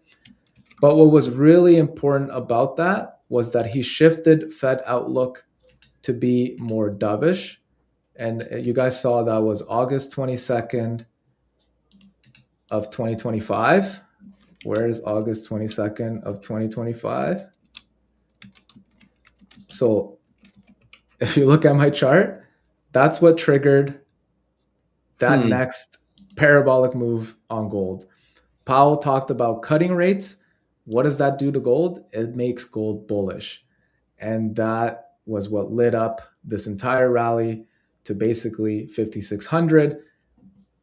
What stopped this rally? Does anybody in the chat know what happened here around January 30th? You guys could cheat if you want to. Pull up your market terminal and click that candle. I was going to see if anybody was going to be smart enough to do that. I'll give you guys a few minutes if you want to look into it. Guys, you got to smash that like button. Bring it up to 50 for Seb, because he just gave you way more credit than I gave you. I was expecting similar type of moves in gold this Jackson Hole Symposium event to break the range on gold. Yep. Yeah, I mean, going into last week when we were in that consolidation, I actually thought we were going to consolidate until Jackson Hole, but we broke out. So Jackson Hole is either going to give us continuation or a reversal, in my opinion. But here, so we had Powell turn dovish, right? Here, he cranked this entire move up. This was when Warsh was announced as Fed chair, and he talked about coming in and changing the framework. He came in with like a hawkish approach right when he was announced as a potential Fed chair. And then I like to call this the Warsh wick, where the market no, because look at where we are. We're at the Warsh wick right now, right? So if we reclaim the Warsh wick, we're basically pricing out a lot of that hawkish Warsh rhetoric that the market's been building. Awesome. Yeah. Heat. Absolute heat. We have 4 minutes, guys. 4 minutes before Michigan sentiment. Yeah, we'll pull that up too, because that could just bring a little bit of volatility here into the Friday. Yeah. Let me pull up market extension, get the calendar up here. Bro, it's gonna fall right exactly on forecast and give us a whole lot of nothing today, guys. Like every other data point this week, Yeah, right on bro. forecast. It's like seriously, man. All the data lately just on forecast, lame. It's All those. August, man. It's August. Yeah, that's true. That's true. What kills me, man, is all those like I call them content traders that post like this is how you get funded on CPI. You put a buy stop and a sell stop and you're gonna get like, yo, get the hell out of here. How's that repeatable? How does that really work? And guess what? If we fall on forecast, you're just gonna blow the account. Exactly. And I think that's where we were talking about earlier about like our space right now. It's littered with a lot of people that can make a business out of gambling accounts, right? Yep. Especially if they have a service or a Discord and they're charging members, they're Yeah. using that money to churn accounts, right? Like sure, if I wanted to, I could spend $10,000 on funded accounts and just churn them, right? Buy on one and sell on the other and then only show the one that I won on. Exactly. Exactly. Meanwhile, they're hiding the fact that it says number 972 on the back of their eval. Exactly, exactly. And that's why it's super important for you guys to, especially in the chat, to really find a group of people, a group of traders that you can really resonate with. Yeah. I mean, here the shows on Market Live, Market in the Morning. We are actually wanting to teach you guys how to be real traders, how to actually analyze these markets and not just rely on luck, because relying on luck is not going to get you very far. No, it's definitely not. And guys, we got to thank Seb extra because great idea on, doing like a weekly theme for each day. We will be doing that. I'm going to put that together over the weekend, figure out some ways whether we're doing like macro Mondays, watch list Wednesdays, data Thursdays, whatever the case may be. Sector rotation on Wednesdays, but I also do want to structure it where it's like okay, the first 10, 15 minutes we cover the overnight macro. Then we do market screening where we use the market terminal to go over what we can look to trade. Market thesis formation from 9 to 9:30 and then the New York session 9:30 to 10 and then 10 to 10:30 post open review or continuation from the trades. Yeah, that's awesome. And I mean, I'd love to come back on here eventually and give you guys like a full rundown. There's so many hidden gems in the market terminal that I feel like people don't get a full use out of. Like Yeah. you can search for any economic data event here, right? So unemployment. Now you better hurry up. We got 58 Oh seconds. shit, shit, shit. Let me go back. But yeah, you can use market so many different ways. So many different ways. There's so many things in here that can help you form your own thesis, give you those good ideas, and then just the new additions that come into market every time that the team deploys something. It's something that somebody wanted that everybody can benefit from. Yeah. That's why feedback is so important. These guys are building in public, right? So anything that you guys want, they'll test and try it. They'll try to get that in there, and then if it works, it works. If it doesn't, then we move on to the next thing. That's it. That's it, guys. We got 9 seconds before that news comes out. While that happens, I want you guys, I'm posting a link to an Instagram video in the chat right now. It is a video from Chart Fanatics Live of the one and only Seb that we have here. So go show some love on that. Like, comment, share, everything you got to do. So it looks like we got a couple of surprise figures just on expectations and conditions, but not on the overall sentiment. The overall sentiment did come down to the minimum of 51. So from 54 prior to 51, and then we got the conditions preliminary to 51.8 and 50.6 for expectations preliminary.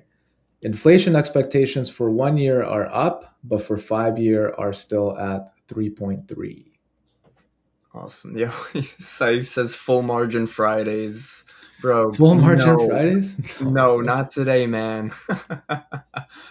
I'll tell you what, something I've recognized with market conditions a lot of times is just over the course of the week, right? If we have decent price action Monday through Wednesday, Monday through Thursday, Tuesday through Thursday, those Fridays tend to be chop. and vice versa. If we've had crappy price action all week, Fridays tend to give us that extra move.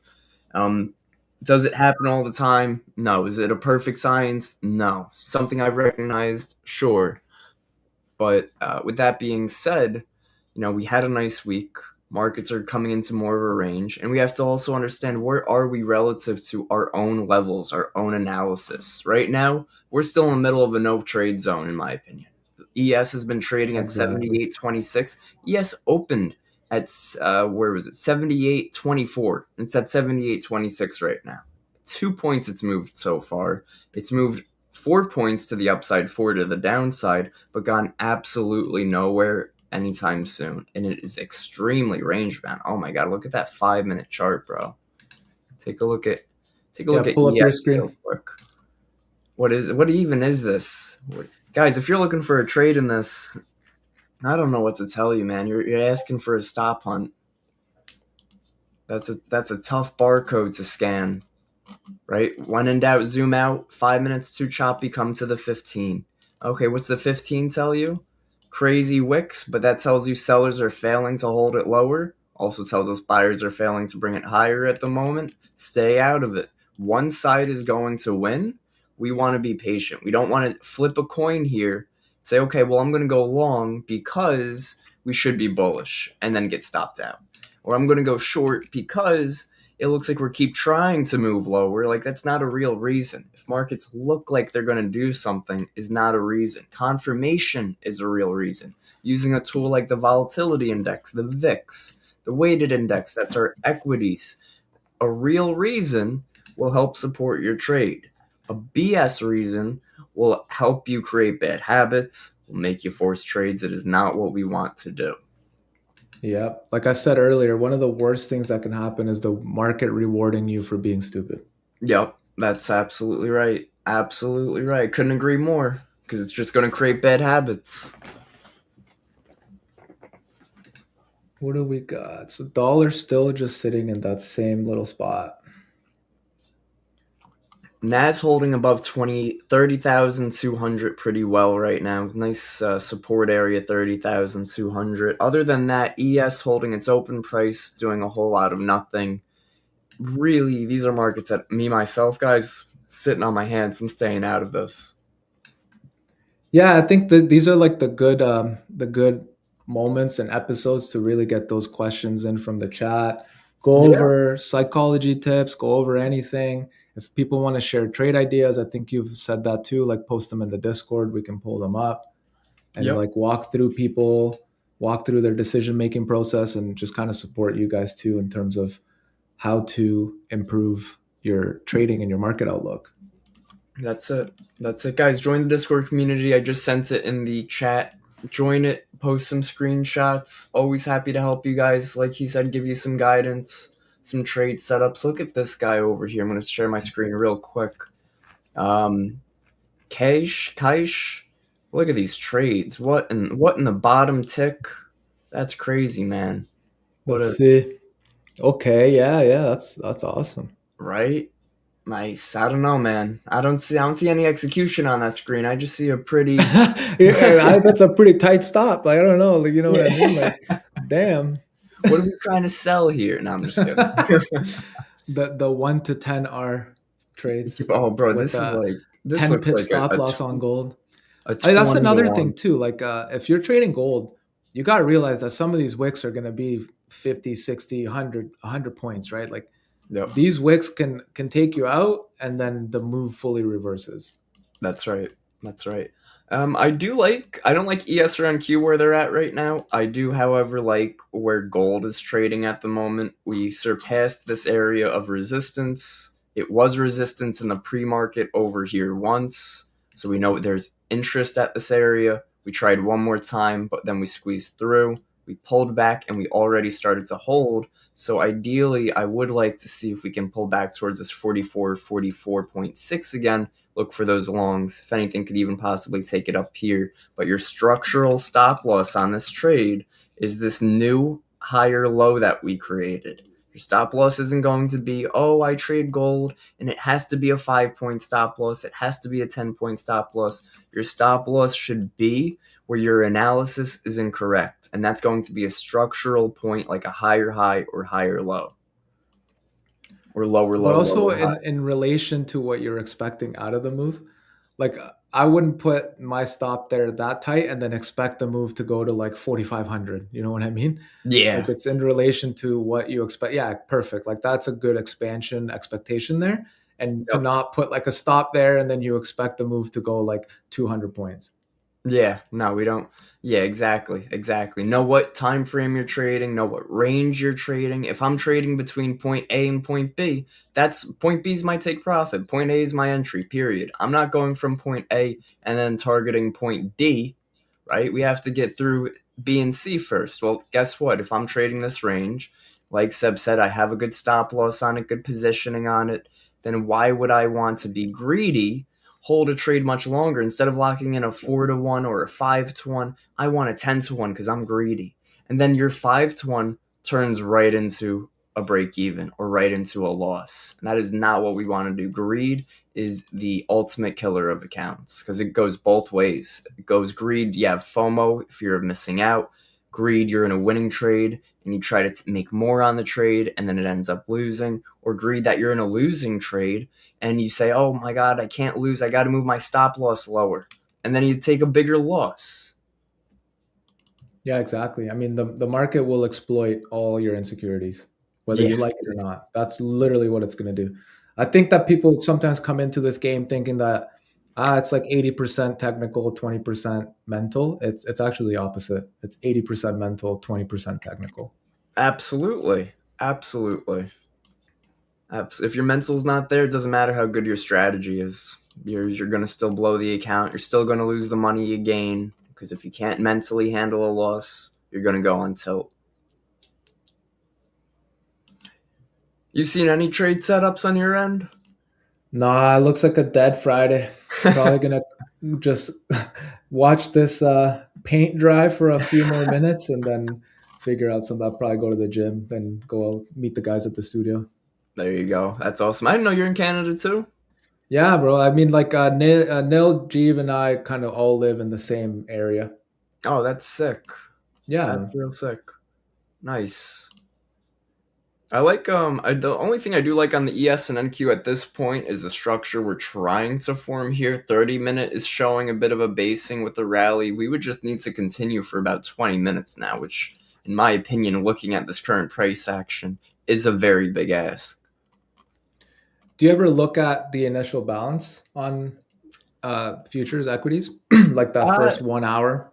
Yeah, not really. I used to like I know about it. I've done other streams and other like mentorship calls with other platforms that use tools like the Orb Initial Balance and it's cool. It's a cool tool to use and it's definitely I like the initial balance for traders who really want to be patient for a move that's not more definite because there is no definite in trading but a bit more clear, right? You let the first Yeah, yeah. hour open. It's not an hourly. Some people get confused and they'll go to like an hourly time frame and just mark out the 9 o'clock high and low. The No, no, yeah. initial It's balance 9:30 to 10:30. exactly. Initial balance, guys, is 9:30 to 10:30. Not your standard hourly time frame. It is something that's easiest to find on the 15-minute. 30 minutes okay, but I'd rather find it on the 15 or 5. What about you? Use the initial balance? No, I was just asking because I know a lot of futures traders that do use it a lot, like in relation to whether they determine if it's going to be a trend day, a balance day. If you hit the initial balance at 10:30 and then it rejects multiple times, then you're likely going to stay within the initial balance. And then the initial balance highs or initial balance lows become then like your reference points if you do break out into a trend day to Yep. come back and retest. Yeah. It's just another level, right? Like we can all Yeah. mark whatever level you want, and it's depending on like I. This is the other thing with levels. You can mark out levels. It's all about what you're gonna do at that level. Like you as a person, psychologically, mentally, execution wise, we can all have the same levels, but we're all gonna trade them differently. That's right. It's absolutely right. And you guys could have the best level in the world. If you're too hesitant to take the trade when it's there, if you wait too long, or if you're too aggressive and you take it right away and then it pushes a little lower, stops you out, then it goes in your favor, right? all these little tweaks that you should be journaling and making sure that you're recognizing so you can make those changes when it happens, because it's going to happen. It's up to you to make the change so it doesn't happen again, is going to be that definitive between I'm finding consistency and I'm still struggling with the same thing over and over. I agree. And I actually do the same thing Nil does, where my journaling is more so me recording myself walking through the trade or walking through the week and Cool. doing a recap. Because I did do like your basic journaling to collect the data on my strategy, my way of attacking markets. So I already know what I need to do. I don't need to track the like whether I took that trade at the right point or not. Like that's all now semantics. I've understood that. Now it's more so like to understand my mental aspect when I was in that trade. Yep. Yep. Awesome. Awesome. Yeah, that's listen, you guys don't have to journal perfectly, right? A lot of people don't want to journal because of the extra work that it requires, right? But guys, guess what? Guess what the 90% of traders that are failing aren't doing? They're not doing the little extra work that's required to make a difference. They're coming into the market every day with the same mindset of, I got to make some money. I got to pass my eval. I got to get funded. They don't make a change to their style. They jump in when it looks like we're going bullish, when it looks like we're going bearish. They take every fair value gap they see. There's no structure to it. When you start building that structure, that foundation to your trading, that morning routine, you're going to start seeing results. Now, you might not like the results you see at first, but if you have structure, guess what? You're able to make minor changes to get better results, and you're able to work off of your system you're creating versus strategy hopping, which will lead you nowhere fast. Exactly. Did you get in that gold buy? Bro, I missed it. I missed it. So Ah. now I'm gonna chase it all the way up here, and I'm You're gonna scalp it to the highs and then yeah, I'm have to gonna get cover that in entire here. range as a stop. Yeah. No, That's but the it other thing does. with scalping. I was never fast enough to react. Like I'm like, I need another candle, and then the next candle is that candle, and I'm like, yeah, okay, it's gone. Yeah, no, scalping is tough too. I'm with you on that. In my opinion too, I'm with you. I'm with Nalab. I'd rather catch those higher time frame levels and trade it from level A to level B, and yeah, hold it for 15 minutes, 20 minutes, 30 minutes, an hour, 2 hours, whatever the market's requiring me. Scalp wise, 5 minute trades, even trades less than 10 minutes, I'm cool with it. I like to use a tool called Bookmap for order flow, so that'll help me also find some areas where price is looking to react.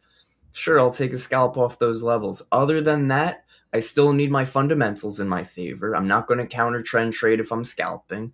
Everything still needs to have structure. Whether you scalp for 30 seconds or you're day trading for 2 hours, you need to have that pre market routine. You have to know what you're looking for before it happens. 100%. Scalping is like video gaming. Bro, I think any type of trading is like video gaming. The only person who can scalp the best is Mooj. Oh yeah, we gotta get Mooj on here. Yeah, Muj is a killer scalper. That's awesome. Have you traded with Mooj? Yeah, You yeah. I mean, I was in capital hungry for a long time, so I saw Muj's entire come up basically, and like the way that he views the market in terms of how good he can read candles is insane. Like he can pick out a scalp opportunity like nobody else, and he Yeah, will walk you through it literally candle by candle, almost tick by tick. that's cool. That's really cool. Yeah, that's awesome. That's awesome. Everybody's got their strong suit. Everybody has their edge. When you find it, the last thing you want to do is see somebody else doing better online and think you have to learn their strategy. If you found your edge, you're starting to build consistency, but you're not at that point of scaling yet, you take your time. You do not rush the process, especially if you're seeing results. And I don't know if it was the same for you, Kevin, but for me, I definitely had to take like little bits of everything I learned from different people and Yeah, make my own. Like my strategy is not the same as anybody else's I've learned from. It kind of took little bits of everything I've learned to make it my own. absolutely. 100%. 100,000%. Like me, I had a mentor, this was like 5 years ago or so. His name is Carmine Rosado. He taught me the basics of supply and demand, some order flow.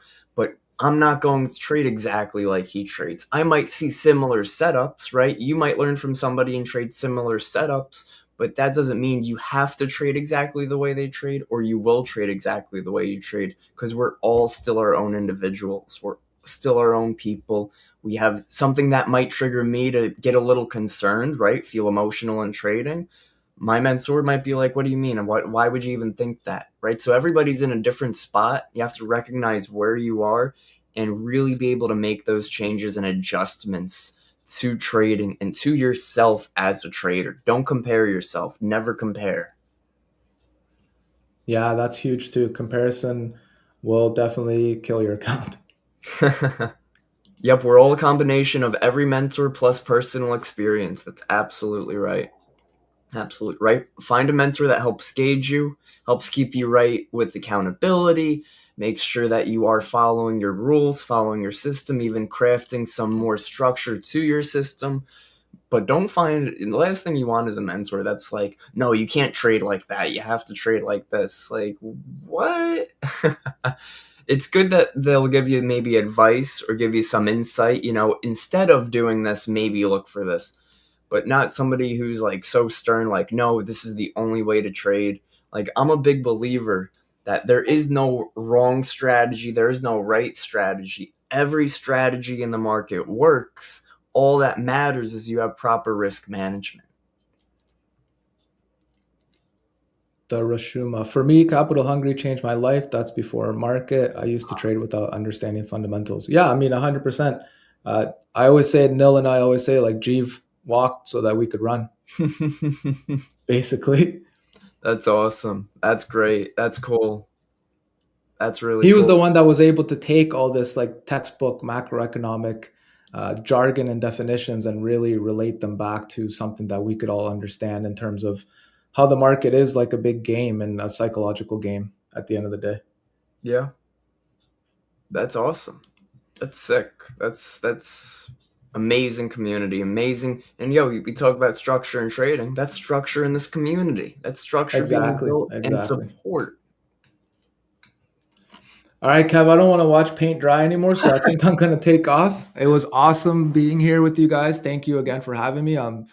Would be willing and would love to come on a lot more. So if you want to set that up, I would for sure be down to do that.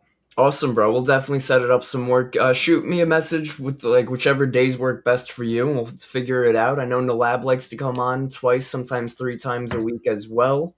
We're seeing a little less of Jeev in here, but that's because we're trying to bring some more people from our team on the streams too. So, The guys, lab needs to lock in. Buddy needs to lock in, so he needs to only go on once a week. No, I'm yo, just no, I'm playing. telling you, man, Nalab, you could ask Nalab. He trades better when he's on market in the morning. Yeah, no, I talk to the lab every day. I'm just bantering with him, but yeah, No, I no, know, for I know. sure. Of course, no, of course. That's the cool part too about working here with Market is that we're all a bunch of not like, oh, we're all homies, we're bros, we just chill and chat it up. Yeah, we're bros, we get along, and that's great. But we all have that drive, and we all understand each other, and we all get along. There's no like butting heads, like, oh, I think we should do this. No, we should do like. There's no arguing. We listen to each other's thoughts, and we expand off it, and we help each other grow. It's not just Market. It's not just in the lab. It's not just Seb, not just me, not just Market in the morning. It is a full team, a full community, and we're giving you guys the support that we give each other. And feedback is a gift, right? So like the feedback we get from the audience is definitely how we can all do better and improve these shows for you guys every day, how we can improve the market platform, how we can improve trading, how we can improve your psychology. All the feedback we'll take into account and we'll make sure that we're delivering the best experience for you guys as traders.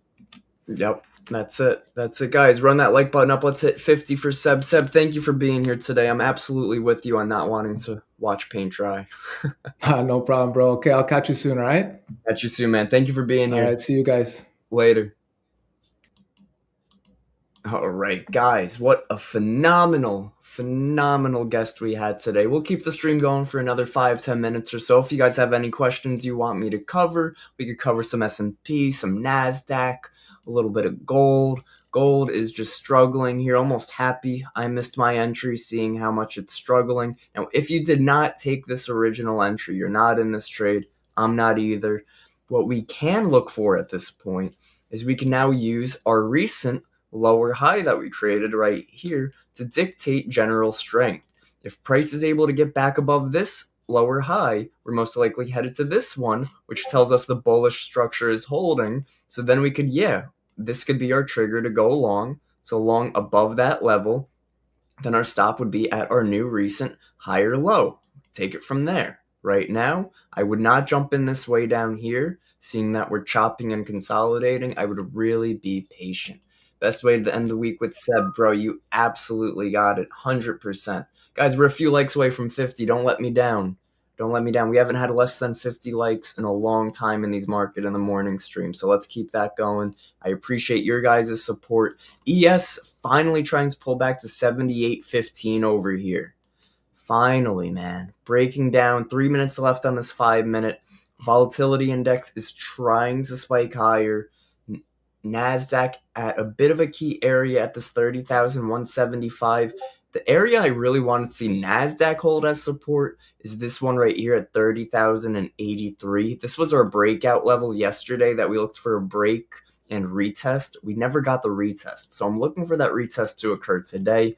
What that would also be doing on that retest is we would be swiping out all of these recent higher lows that we had. So, in my opinion, short term, right now, current trend, more bearish towards this area. Does that mean I'm going to go short right now targeting that area? Absolutely not. I'd rather wait for a reaction, right? We're traders that are waiters. We do not just take trades, we wait, we take confirmation, we look for proper execution and reasoning behind the trade, right? The whole and theory. This and this are lining up. This and this is lining up. If I was looking for a short, I'd say, okay, NASDAQ new low of day New York session, weighted index starting to sell off, and I just said two ands right there. And Nvidia just made a new low of day, and Google is close to new low of day, and Apple is at new, right? We just, and all these reasons to possibly take a short does give me more confidence for the short. Am I going to take it? No. I'm good. I'd rather be patient. I'd rather almost not take any trades today. Another drop on Nvidia there, another drop on Google there. NASDAQ should be responding to that very well to the downside, and yet what's it doing? It's failing. This is why I don't like taking shorts when I know the overall market is bullish. We know that we have a bullish bias overall on the ES, on the NASDAQ. There's no argument about it. We were just at all-time highs yesterday, so why would we want to be the trader that goes, oh no, this is the reversal? That's silly. That's a silly thought process to think that you're going to be the one that calls the bottom. Next area of interest we do have support-wise right over here, 30,148 on NASDAQ. So if NASDAQ finds support here and ES finds support here, there's our and factor. And VIX starts reversing from this area that it consolidated from here. There's three ands right there. And we'll see, look at this, Microsoft's new high of day, and I would want to see Apple filled its gap and reverse back higher, and Nvidia reverse back higher. But right now we still have Google close to new low of day, Amazon still pulling back. We have 20 seconds left in this 5 minute.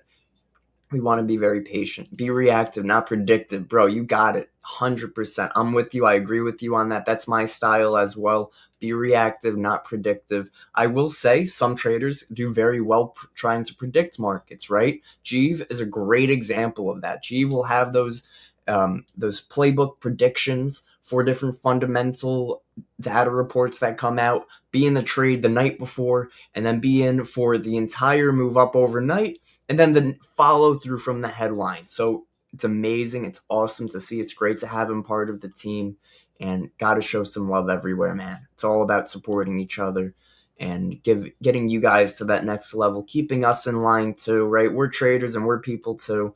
And we like to bring the best for you guys. Guys, 45 likes. We're 5 likes away from 50. I'm not wrapping this up till we hit 50, so please run that up. Show some love. I appreciate you all for being here. We do these streams Monday through Friday. You guys let me know structure-wise how you would want me to start structuring the shows. I was thinking 8:20 to 8:30, overnight macro check. 8:30 to 9, that's when we'll do if we have any economic data that we have to cover. And then also a market screening. So MRKT screening. That's when we'll go over 3 to 4 to 5 assets on Market AI, go over their bias, go over the headlines, go over what's supporting and what could flip it, and do that for about a half an hour. Then from 9 to 9:30, do our market analysis, do our pre-market preparation where we're looking for key levels and areas to trade off of. 9:30 to 10, we take some trades. 10 to 10:30, a little bit of continuation. What are your thoughts on that, guys? Let me know. So overnight macro, followed by market screening, followed by pre-market prep, followed by live trading. I think that's a pretty sick layout right there.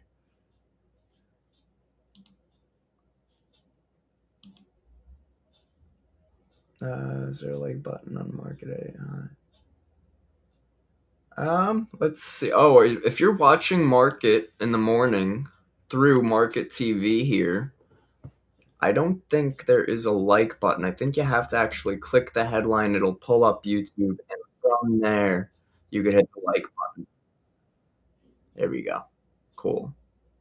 Yeah, you could like it through there for sure. I'll let the guys know on the back end if it's possible to add a like button on the Market TV stream. That's cool that you watch it through there.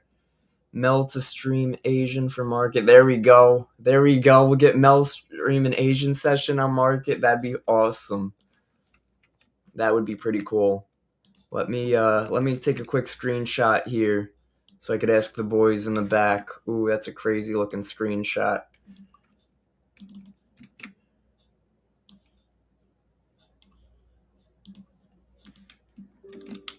Is there a way to add the like button for YouTube streams in the Market TV tab?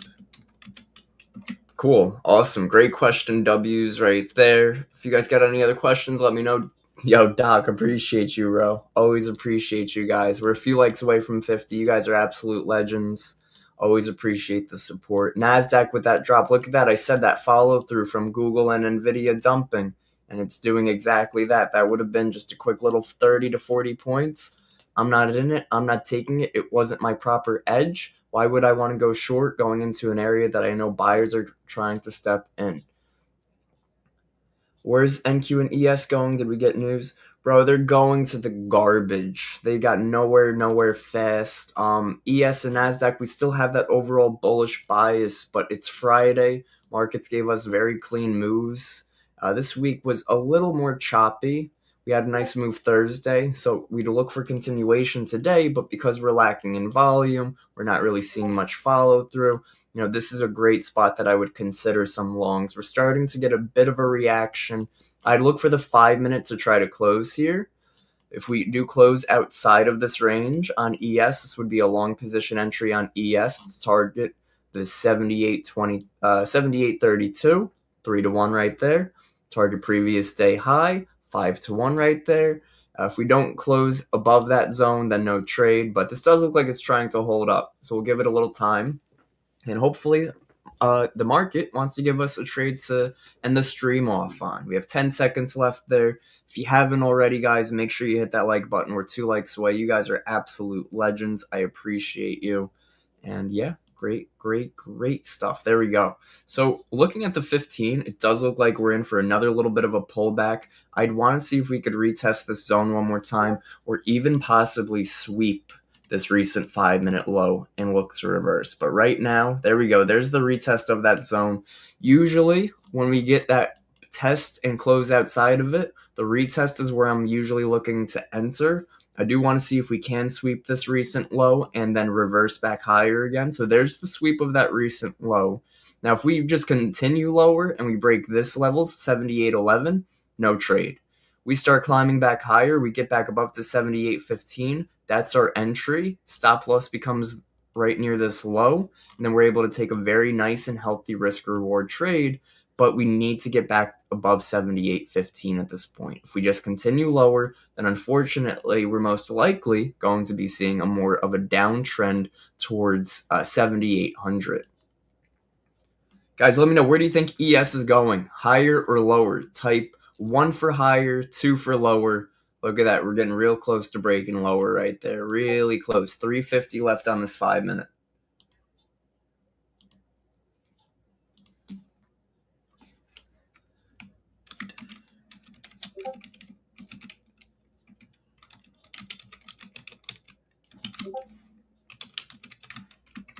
Oh, yeah, no, guys, there's no way for them to add the like button to the Market TV stream. Do apologize on that. Which makes sense. You have to be logged in.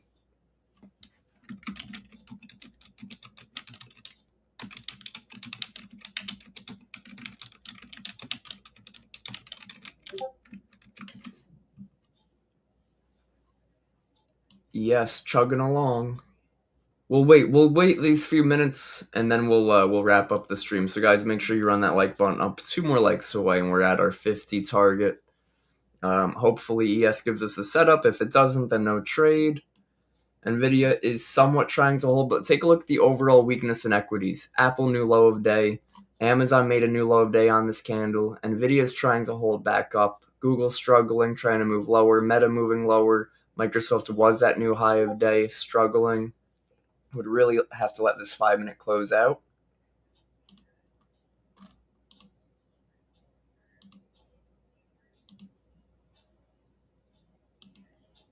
Cheers. Hey, absolutely, Peters. Appreciate you for being here. You guys are all legends, right? This show wouldn't be Market in the Morning without me, without Nawab, without Market AI, and without you guys. You guys are a huge part of the show. I appreciate you all for being here. Looks like ES is breaking below, so we have no trade. So we move on with our day. We either look for a next setup or we close our computers and go enjoy our weekend. And guess what I'm going to do, guys? I'm going to close my computer, go enjoy the weekend. I got that masterclass I got to finish putting together for this week's episode. I think we're on session 5 already out of 8. It's going to be great. Tomorrow we're going to be going over trading psychology and risk management. If you guys do want access to that masterclass, shoot me a message on Instagram. Is at Trading with Kev. But guys, don't force any trades today. It's the end of the week. Don't buy every little dip you see without any confirmation that we are reversing. Let markets play out. Let markets come to you. Be prepared and have a great day. Let's see. Look at that. Okay, so gold chopping around up here. I'll keep my GC wins for the day. Can't wait for the next. Hey, there we go. You got it, Ryan. I'm looking forward to having you in there. Guys, have a great rest of your day. If you haven't already, man, smash that like button. We're literally 1 like away. Smash the like. I appreciate you all for being here. We'll bring Seb back on again soon. We'll bring the lab on Monday. Next week's going to be another great week of Market in the Morning episodes. I'll bring on tons of guests. If you guys ever have guest recommendations, let me know. Always happy to try to work something out. Take care, everybody. Have a great weekend, and I'll see you on Monday. Peace.